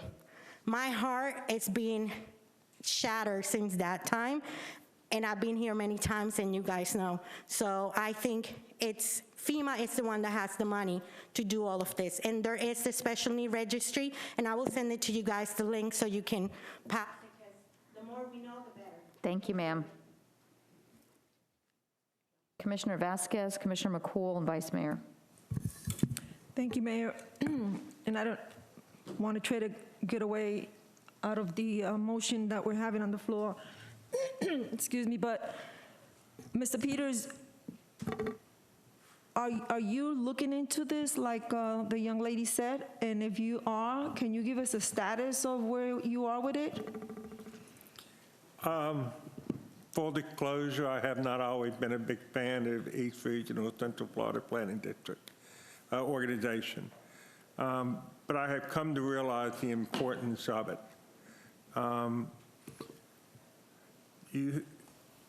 To kind of explain this a little bit, you need to go back and remember there's 2 organizations that we're part of. We're part of the MPO, Municipal Planning Organization, and we're part of the Transportation Planning Organization, TPO.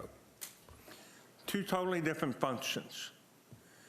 One of the key elements that this bill damages, in my opinion, and some of the commissioners up here I think will appreciate it, take the Osteen overlay district, but make it bigger.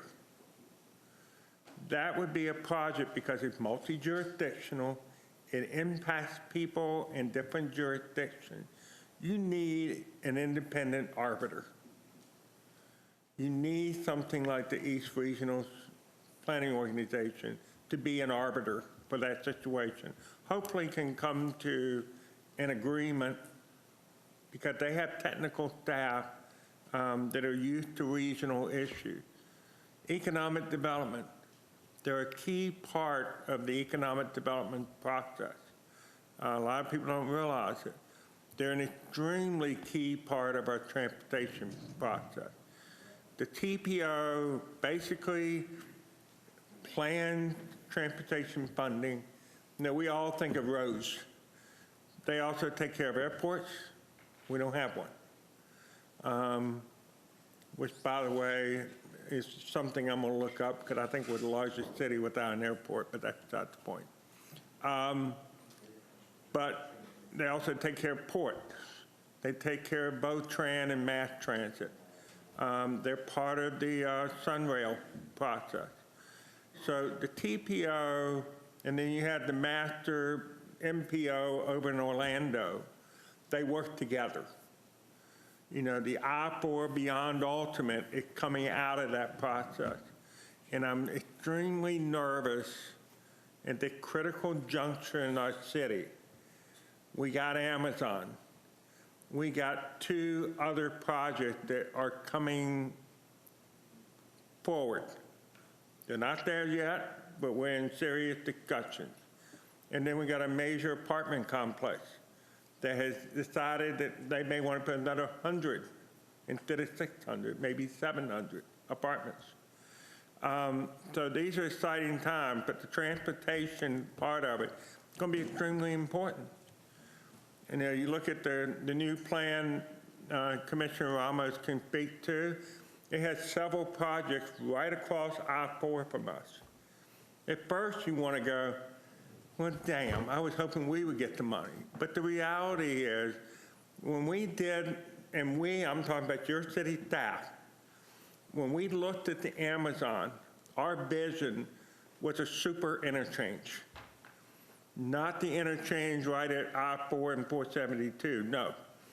an interchange that consisted of 472 down to Grays and the Grays over to Kentucky and back to 472, so that all this traffic that's going to be there for Amazon, the future development, have ways of dispersing to get onto the interstate. We have been having discussions about the Rhode Island Extension interchange. In the I-4 beyond Ultimate, that interchange was supposed to be a toll-only interchange on the I-4. But we have been able to work with the DOT through the TPO and to a degree the East Central Planning Council. We couldn't do Rhode Island by itself. No, we said, let's do a study on Saxon. Because we know that fixed Saxon is going to cost so much money that doing Rhode Island interchange will be a drop in the bucket by comparison, and that will end up being the recommendation for fixing Saxon. We put that proposal out there about a month ago. It's on hyperspeed now. The DOT is locked in on it. We've got meetings scheduled for next month. We're having discussions with people about federal and state funding for it. And so all of these planning organizations, they may seem like they're back in the back room somewhere and doing their thing, but they're critically important to all the things that we're trying to accomplish here in the city going forward. So I am extremely nervous about doing away with an element of the planning process that looks at the regional impact. Do you believe in your heart of hearts that 417, 429, I-4 widening and all that would have happened without a regional planning council looking at the Lake County, Orange County, Seminole County, Osceola County, Volusia County, on the impact all those roads would have? Not a chance. And that's why I think it's important, personally, that we do this. And like I said, full disclosure, I have always been a fan of Regional Planning Council, but I think it's critically important for us right now. Okay. So nothing has been done with FEMA for this emergency situation for what was discussed before, with the people who need a special place during hurricane season and stuff. Nothing, we haven't spoken to FEMA about grants to get it going. Nothing has been started yet. I will say this, tomorrow will be 3 months for me here. I put 4 stars on that one for me to follow up on, so I will be following up on it. Thank you, appreciate it. You're good, Commissioner? Done. Commissioner McCool? Yes, I just wanted to speak to this. I read this full report, 80 whatever, something pages of this, and what it comes down to for me, as your commissioner making this decision to express opposition on this, is that basically, in the Cliff Notes, this is what I'm saying. I'm trusting Volusia County to take care of Deltona, and we understand where Volusia County, I'm not being disparaging, I'm being realistic, where Volusia County money goes to, East Volusia, and we have these regional that take care of West Volusia and our interests. This is like asking me to trust St. John's Water Management, again, to take care of our needs specifically here in Deltona when they don't understand. It's the little bitty moving parts of these regional planning councils that get the needs of the local constituencies to where they need to go. I do not want the governor in Tallahassee making a decision from up on high about what my town should be doing and have never visited my town. Unless you have someone expressing what your constituency's thoughts are, representing them at a local level, which these regional planning councils do, you get lost in the big picture. And I don't know about you, but I don't want Deltona to get lost in the big picture. I want us represented. I want good people in there expressing what we want, because I don't trust big government to not listen to what I want for my residents, that my residents know that Saxon Boulevard is tearing your car up every time you go over it, okay? I don't trust that process. This process ensures that the smallest voices and regional concerns are addressed, met, and expectations are created for us at a local level to get the money that we need to ensure that we move forward. Taking this away is you're going to get lost in the shuffle if we dismantle our regional. So yes, as your commissioner, I'm telling you that I've read it, that I understand what it says, and when I didn't, I asked for clarity on it. But for the most part, I am voting no on this, or I'm voting yes, because I do not want our regional planning councils to be done with. So I just wanted to clarify that for my constituents. Thank you, ma'am. Vice Mayor, and then we'll wrap it up. I'm going to echo what Commissioner McCool said, because we did get off on the special needs, but there's many things in this bill that affects home rule without it coming out screaming, hey, I'm throwing, taking money away from you. And, I am on a couple boards. I am on a couple councils. I will say TPO is one of them, and so is the school board. And what this is calling for, I'm just going to read part of it, authorizing counties rather than regional planning councils, okay, to determine whether there's sufficient shelter capacity in a school district. I don't want them doing that. That needs to be here. That needs to be my city determining that. Also determining whether we're going to have, how our waste is controlled. There's a lot of things that these pages bring up that I don't want another county, I don't want the state, I don't want the wastewater, the regional basin, I don't want any of them making those decisions. It needs to go to specialists. It needs to go to these groups that are on top of this at all times. And what that does is, that means his staff is going to have to increase. So where it comes to unfounded mandates, Commissioner Sosa, is that if we do not have these groups that are acting for us, and also a lot of these organizations, they help us file grants. They're the ones that are out there saying, hey, you got a grant for this, you got a grant for that, just like the TPO does. The TPO will say, hey, we talked about doing a flyover. Well, guess what? We can go to them, work with them, see if we can get grants, our roads, grants. So by taking away these organizations, that's going to increase our staff, because now we got to figure out where we're going to get the latest, the greatest, and the best information to keep up to date. And then that information has to be conveyed to the state, to the county, to whatever group that they're telling us we have to utilize. And it's always going to be in their best interest, because what they're trying to do is eliminate paying this out, and they're trying to put it back on the cities. So yes, I have gone through this. I'm not an attorney, I'm not a lawyer, so for me, it's more like perusing through it. But from everything I'm reading, I don't want this. We need to keep the decisions where they're being made. And I think that's critical. Okay, thank you, ma'am. And Commissioner Sosa, go ahead. Now, when I read this, it didn't say you had to dismantle your local organizations. What it did say, the way I interpret it, that's why I was trying to get clarification from our attorney, was that the state would rather hear from the municipalities as to opposed to these organizations, so it wasn't taking advice from the advisory boards. It wants local communities to reach out to the state. Mr. Fowler, you know what? Maybe it would be a really good idea to table this until Mr. Fowler can read it and, give us some clarification whether or not it takes away the organizations, or if it's just saying they don't want them as an advisory capacity. I mean, because Ms. McCool, or Commissioner McCool, you're right. It was about 92 pages, I think, was the bill. So I was trying to look it up now, but the print's too small. 84. Yeah.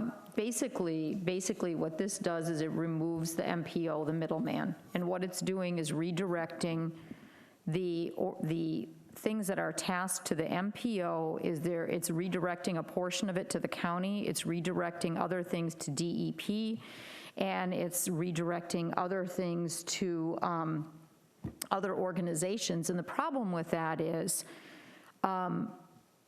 you get more as a region than you do as an individual. None of us, especially you look at some of the small municipalities, in reality, we're a small municipality. We don't have the power. We've never been a huge presence as a state player. We don't have the state reps here. We do have Representative Renner now that is in line for leadership, and that from our Volusia area, Representative Renner is actually going to be, things follow as a Speaker of the House at some point, and he will have power. However, the reality is what this is doing is taking out the middleman, and it's a way to facilitate directing funding to those areas that the state deems important. If you'll notice in that, we talk about the Tampa estuary, we talk about Wekiva, they talk about the Orlando metro area.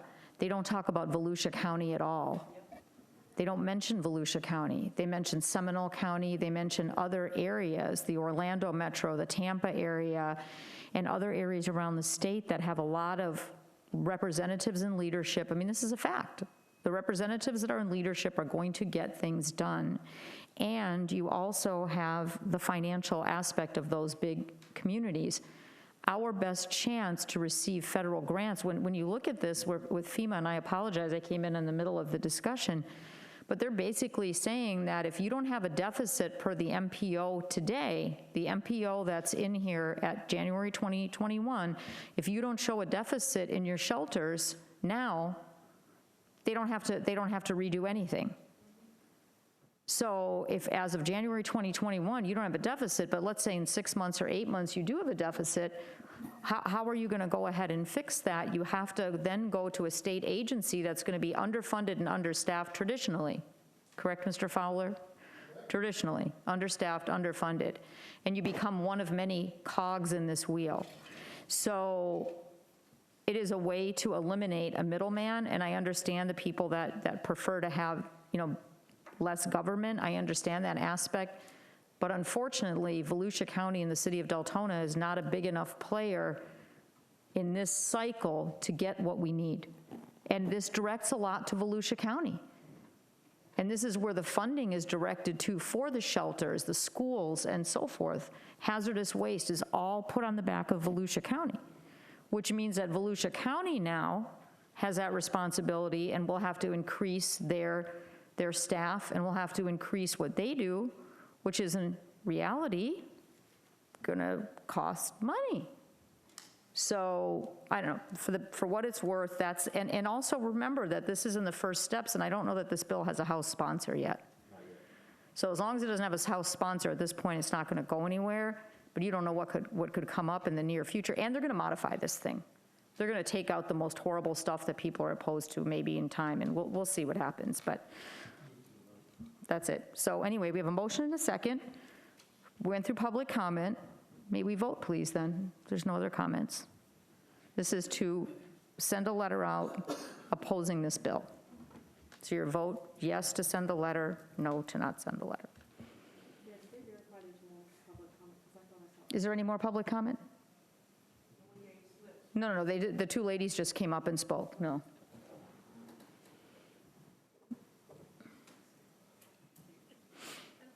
Is that for that? No. Okay.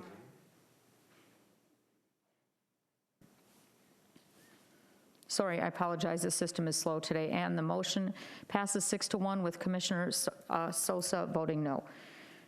Okay, the next item up is the public forum. Will you please read out who filled out a form? Thank you. Rouse Nabis and Albert Bryant, please. Albert, missing in action there for a few minutes. It's me again. Hey. Okay. On the back, you guys have all this wonderful information, and I love it. Thank you so much. Every meeting, I've been reading more and getting to understand more and more the policies.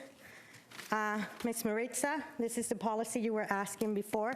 I think it needs to be revised. This is like from 2011, and I think there's a newer one.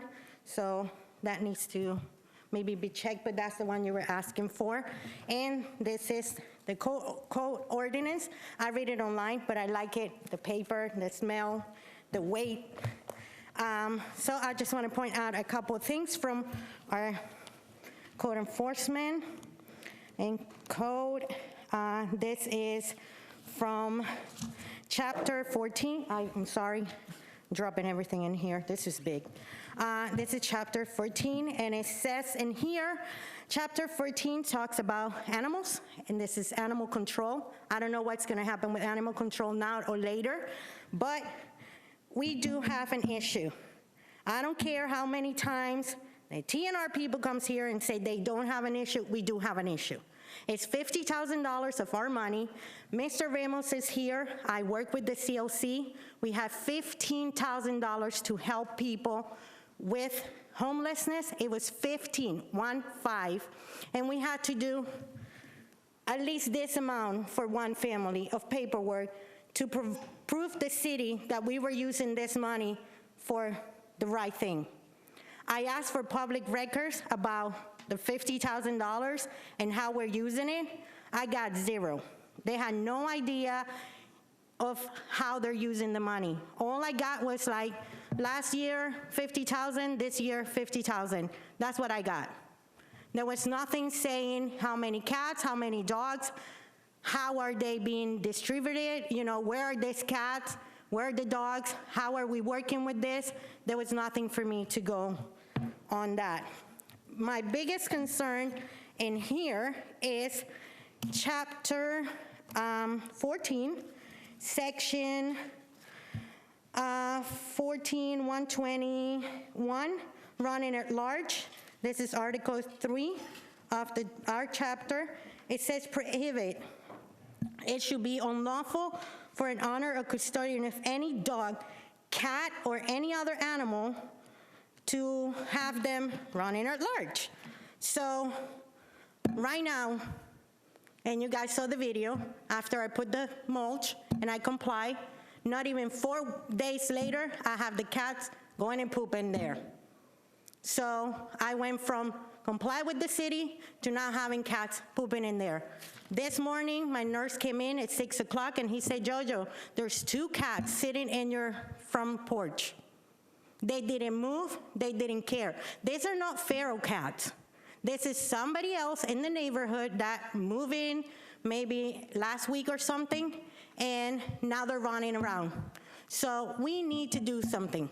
So hopefully moving forward, everything in this book, every single page in this book that is a code will be done as it is. Not just maybe this, maybe that. This, I don't like this too much because I really like the cat, so, well, we're not doing this because I like the cat. Oh, we're not doing that because I like this person. She's friend with one of the commissioners, and I'm just gonna skip this house. Like I said to one of my friends, the officers, they can't catch everybody because they're moving violations. Code enforcement can catch everybody. Thank you, ma'am.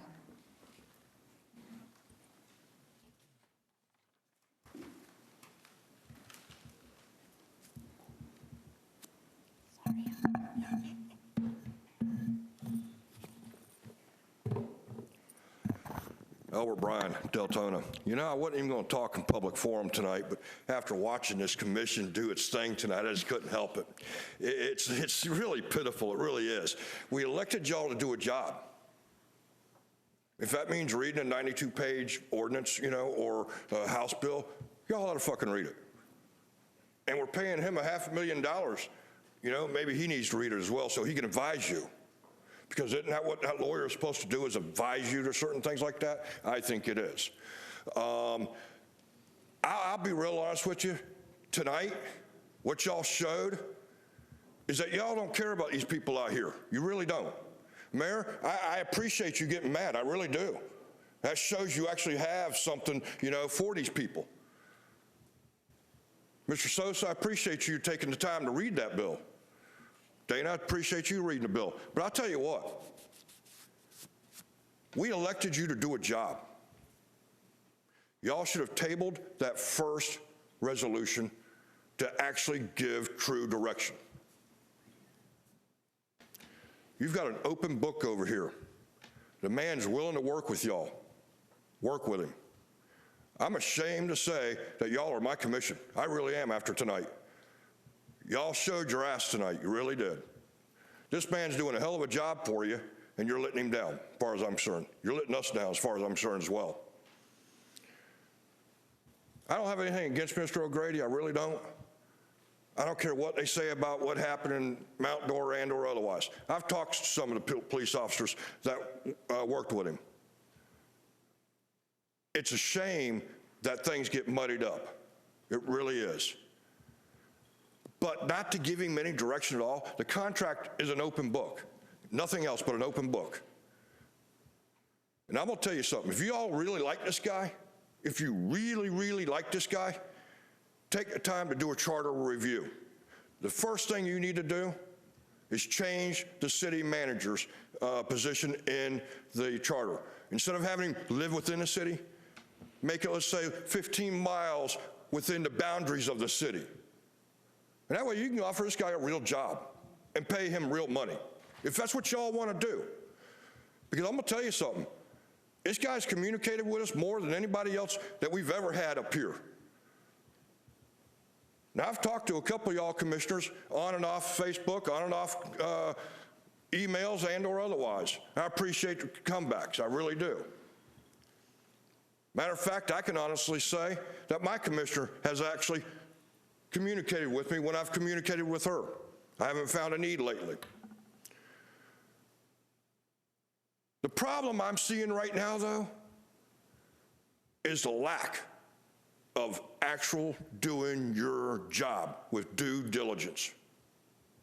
Now, I mean true due diligence. In order to give direction, you have to say it. You have to write it down in the contract. You have to give that man true direction. Now, at a workshop, a direction was, well, you know, maybe we need to change code enforcement. Is that really direction? Because I'm going to tell you something.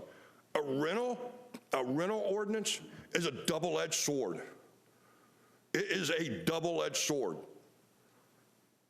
And I can honestly tell you that the ordinances in this place need to be completely reviewed. And yet, we haven't heard anything. The silence is amazing. Thank you, sir. Okay, that closes the public comment portion of our hearing. Next up is consent agenda. Do we have any comments on, public comments on consent agenda written? Then consent agenda items are item A, request for approval of resolution 2021-07, budget amendment number 2021-027 for the State Housing Initiatives Partnership SHIP funding for fiscal year 2020-2021. And item B is request for approval of renewal of our 3-year agreement with Spectrum for internet site connectivity and telephone services. Commissioners, do we have a motion? Vice Mayor. Mike. Sorry about that. I make a motion to approve both consent agendas A and B. Is there a second? Second. Properly moved by Vice Mayor Bradford, seconded by Commissioner Ramos. May we vote, please, on items A and B?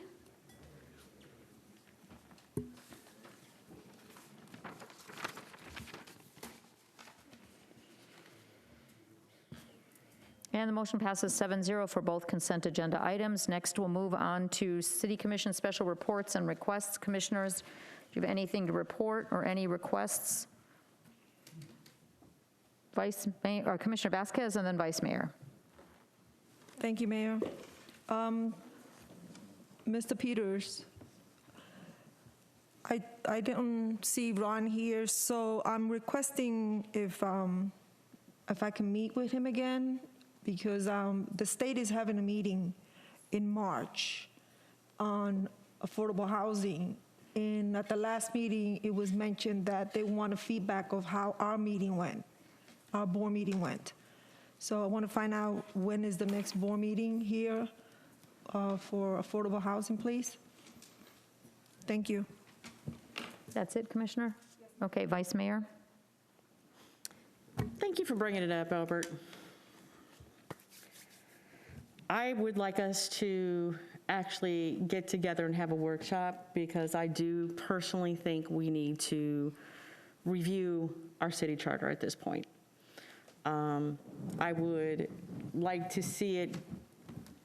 I was actually looking for some creative ideas, and Albert, yours is perfect. I mean, it needs to be within I'd like to see us, have a certain mile radius so we can actually get some stuff, taken care of and formalized. I don't know when the last time our city charter was really reviewed, but I think it's time. So I'd like us to get a workshop put together so we can actually review our city charter. Commissioners? I guess I need consensus on that, Mayor? Yes, we need to have consensus on that. The first step, I think, would be looking back. It's been, I think, at least 6 years since we had a charter review. I remember, Commissioner Vasquez, you were not on the council then, were you, Commission, then were you? No, I was not. Okay, so none of you were. That was before you got elected also, Commissioner King. So I'm going to guess, you've been on 2 years, Commissioner, right? Yes, ma'am. So I'm going to say it was probably 2 years before that, and maybe even longer. I can't remember if Commissioner, it was before you, then it has to be, I think Commissioner Barnaby was still on the commission when we had that review. So if we can go ahead and go by what our charter states in terms of doing a review, I think it's every 5 years or something like that, which I think we've gone past that, so that's not a problem. So first things first, that is what we'd have to do, is look at what the charter says, and like I said, I think we're in the 5-year thing. You can't do it like every year. Then if we could have a breakdown, if the commission, first of all, has consent, do we have consensus, commissioners, to move forward with exploring a charter review? I would like that you'd make that in the form of a motion. May I have a question? Yes, ma'am. Reviewing the charter, don't we have to get the residents involved in this? Yeah, there's a whole entire process that you have to do, but the first thing we need to do is see if there is flavor of the commission to go ahead and go forth with that process. So the commission needs to decide whether they want to even go forward with that. Okay. So please make that in form of a motion, ma'am. Okay. Mayor, I'd like to make a motion that we review our city charter and start the process. And to start the process for amending anything that we go through and discuss. And is there a second for that? Second. Okay, so the Vice Mayor has made a motion to start the process and do an exploratory process for charter review, and it's been seconded by Commissioner Ramos. And what that would do is go ahead and look at our charter requirements and what the requirements are for a charter review. It involves a charter review committee, it involves citizen meetings, it involves topics and everything else, dude. And please provide us with the information that is required by the charter should the vote pass.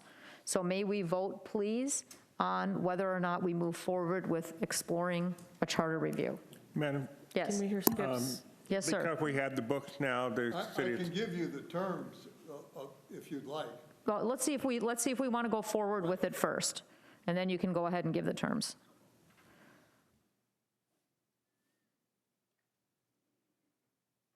And the motion passes 7-0. Yay. Okay, so, yes, sir, Mr. Fowler.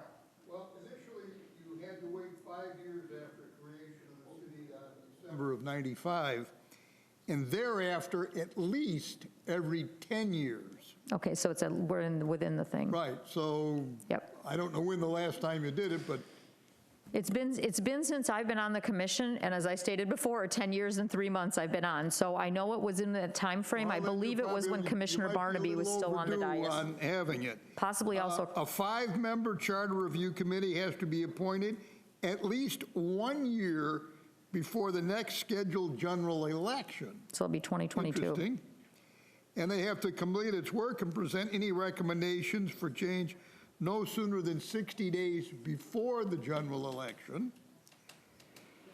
And I believe. And then you have to hold a minimum of 2 public hearings on the proposed changes to the charter before placing the changes on the next general election ballot. And we would also, I'd like to also, as we move through this, it would have to be the 2022 election. And please find out the cost from the supervisor to add amendments on there, and please find out the deadline. The deadline is going to be before or at qualifying, which would be in June, from what I remember. Madam Mayor, we did an inquiry recently. If we do it on a general election, I don't believe there's any additional cost. Your timing is impeccable because if you put a 5-member group together now, they have about a year and a half, a little longer, to come back with a recommendation. Within the time you can create that group.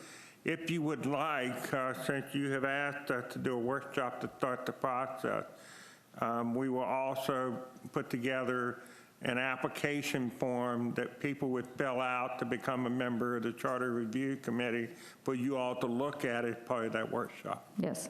Commissioner Vasquez. Yes, Mayor. I also would like to have Mr. Peters or the department to look at when we had the last one, because I think it's not been 10 years yet. I think I remember that there was one already done, because when I mentioned something about the charter, even before I was official, they told me it was in the 2020 something, so we might want to check on that. Yeah, I think it has to be within 10. I'm sorry, Joyce? I think it was 2014. Yeah, it was, so we're within the 10-year time period of having to do that. We're good. Yeah, we're good then. Yeah, I vaguely remember, I don't know why I remember Commissioner, now Representative Barnaby, that I think that it was, he was in office at that time. So are you good, Commissioner? Yeah. Okay, so Mr. Peters, you have your, and City Attorney, you have your direction regarding a charter review. Anything else, Vice Mayor? Yes, we were also conducting regular summits for our social services. When COVID hit, those kind of went to the wayside.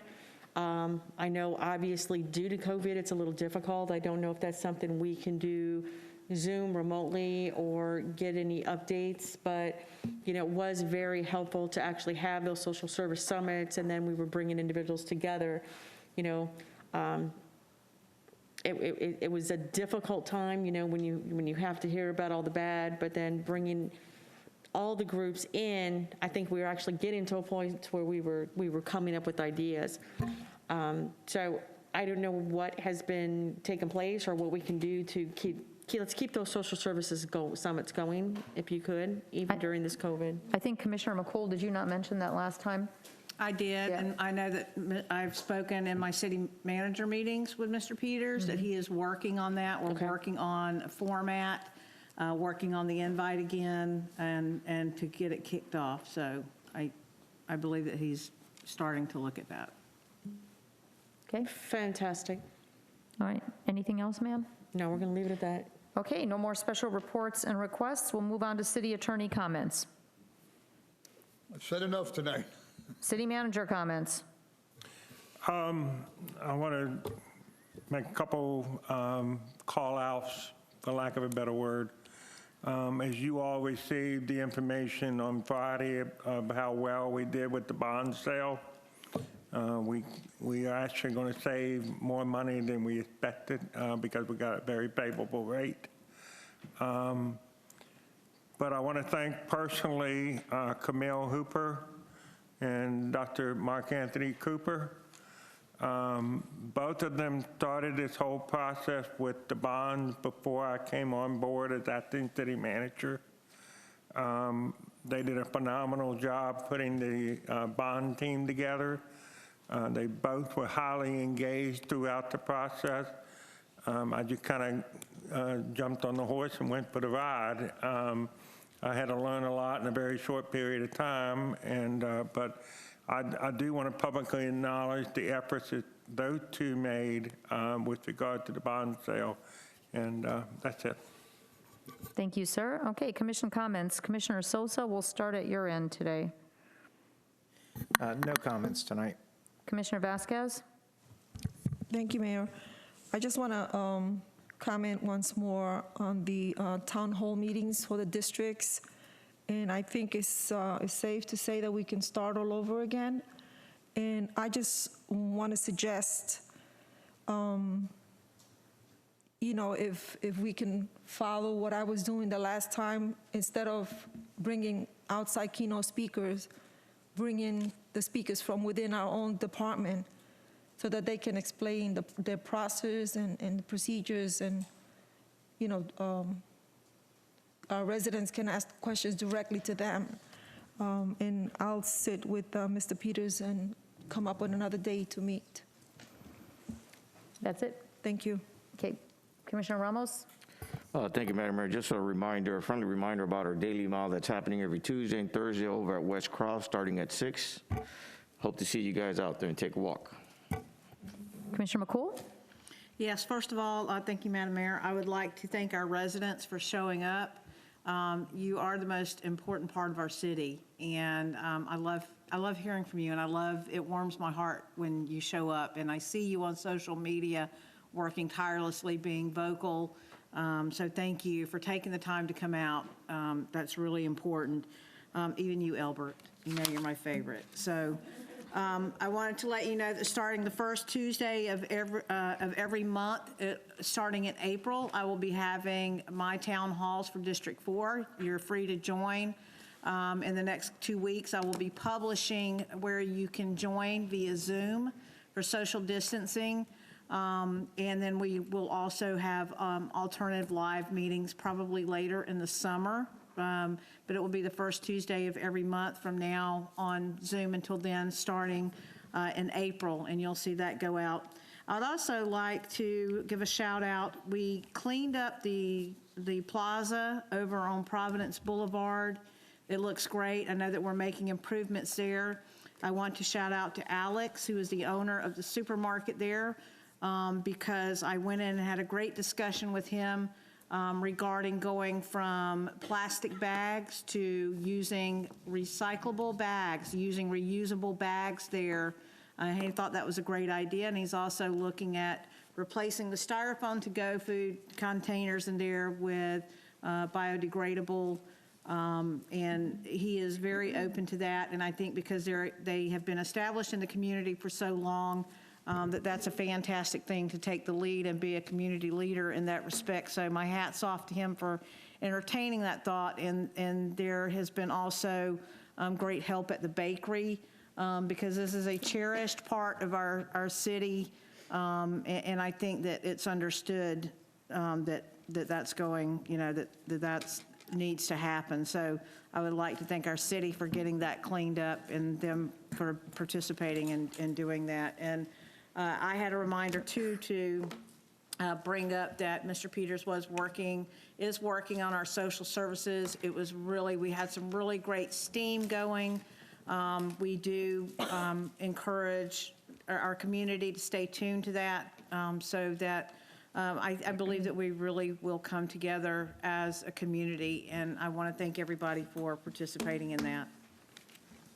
Okay, Commissioner King? I would just like to say this evening. Yeah, I know.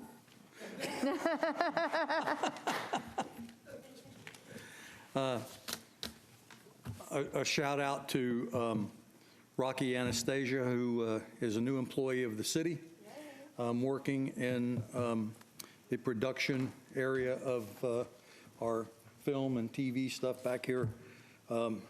An awesome producer, and I'm glad that he's here with the city.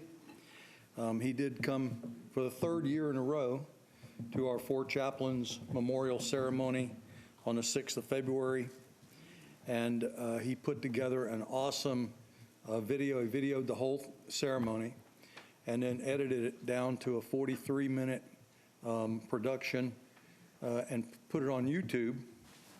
It's also available on the American Legion Post 255 Deltona Facebook page. You can see it there. Check it out. Thank you so much, Rocky, for putting that together. We will be submitting your film, your production, along with our paperwork, and hopefully this year we will be awarded the 3rd in a row Best Four Chaplains Memorial Ceremony in the state of Florida. That's what we're looking for. And I appreciate what he's done. I think it's even, he might even put it on the city site, if I'm not mistaken. So look for it there too. That's it for me. Thank you, sir, and I wholeheartedly agree. Vice Mayor? It's too late now. They're Okay. closed. Well, a few of us, we welcomed Orlando Health Medical Center to Deltona. It's great to be back to having grand openings and ribbon cuttings again. Oh my gosh, I missed them so much. We've got a lot of new businesses coming to Deltona. Joe, great job putting that together. And as we were talking, you know, we brought up a wonderful idea. Wouldn't it be great? I mean, the city's the first to know when a new business is coming to Deltona. You know, they're registering here, they're signing up their BTRs. As a commissioner, I would love to know what those new companies are coming to Deltona. You know, would it be great to be one of the first ones knocking on their door saying... I can't tell you. It's a secret? You really can't?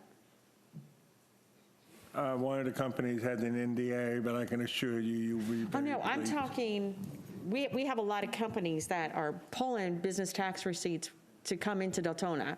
There are some I get that will have their non-disclosures, but when a new company comes into Deltona, they come in here, they set it up, like, I didn't even know this place was open yet. It would have been great to have been notified. It'd be great that we have that outreach with the communities and say, hey, this new business is opening up. You know, we've got a brand new, wonderful facility here that does that.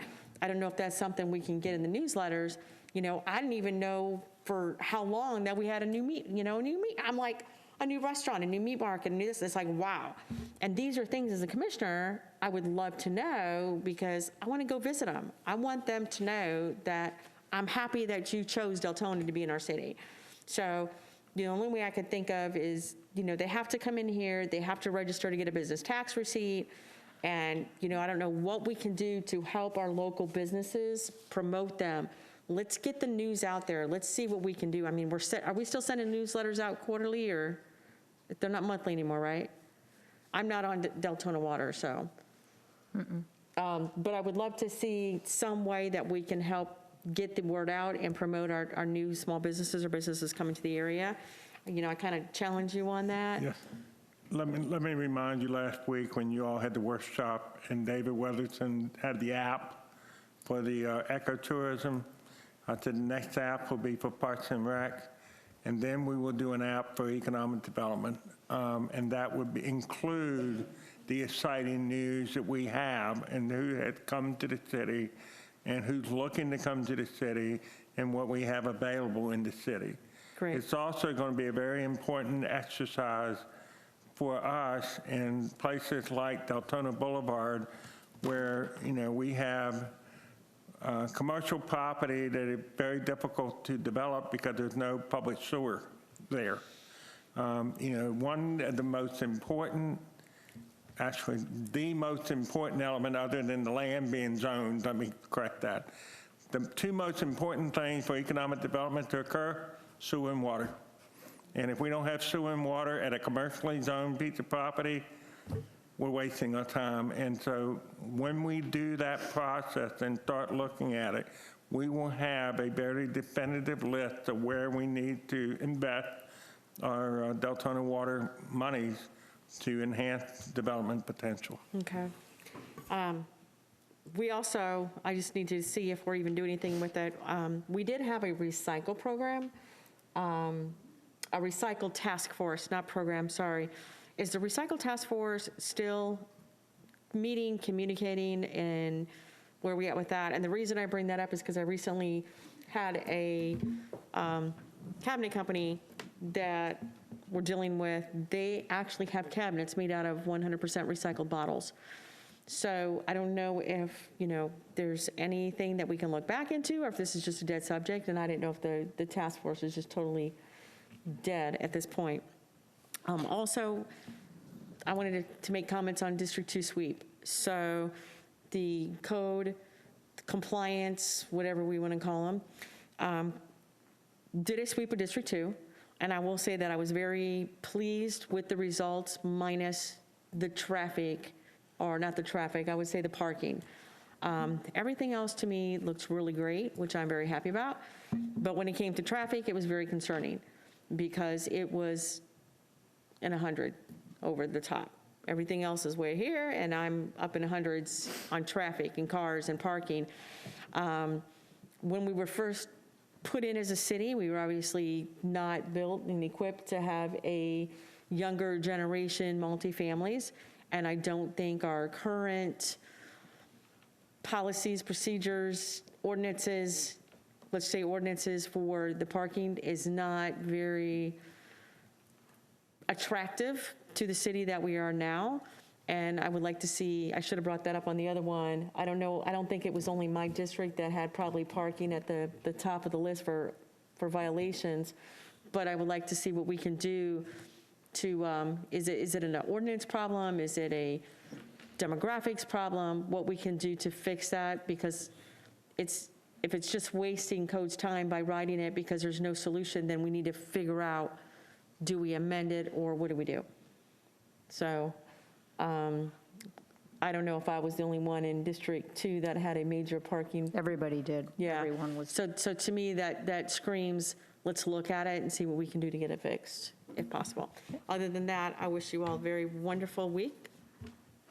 Thank you, Vice Mayor. And just to wrap things up, I think that discussions like tonight, even though some people think maybe we don't do our due diligence, I think everyone that sits on this dais does a different form of it and does their research and has a different take on how they do their job.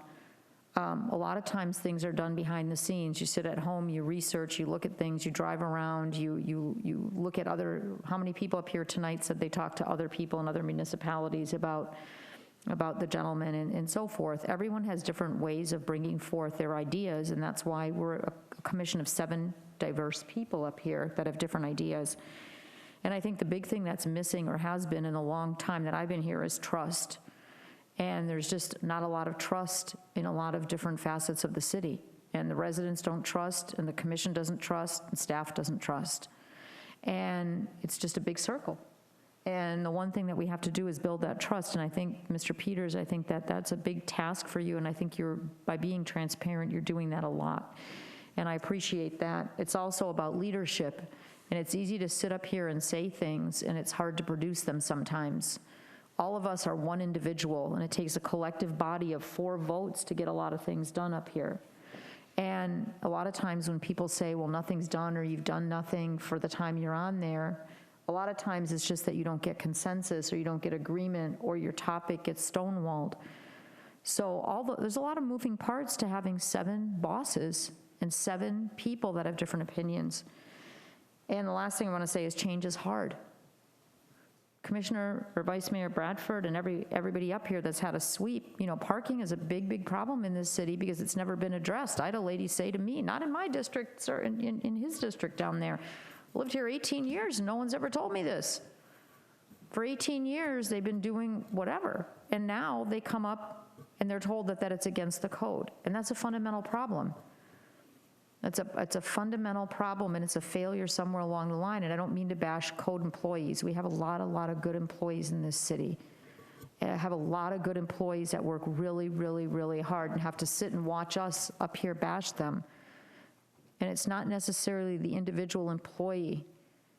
A lot of times it's leadership. And to do leadership right, it's hard. And you got to take the hits, and you got to take the negativity. And I think, like I said before, I think we have hope this time. And I hope that we can do something like CodeStat for communication, like Compstat, CodeStat, look at what we're doing for compliance down the road once you review everything. Thank you, commissioners. And again, I apologize for my outburst, so I'm sorry about that, but I was just passionate about that. I neglected earlier to mention, we have the council member from the city of DeBary, William Sell, here tonight, and I just wanted to call that. Ah, there he is. Apologies, sir, for not recognizing you back there. Thank you, and we are adjourned.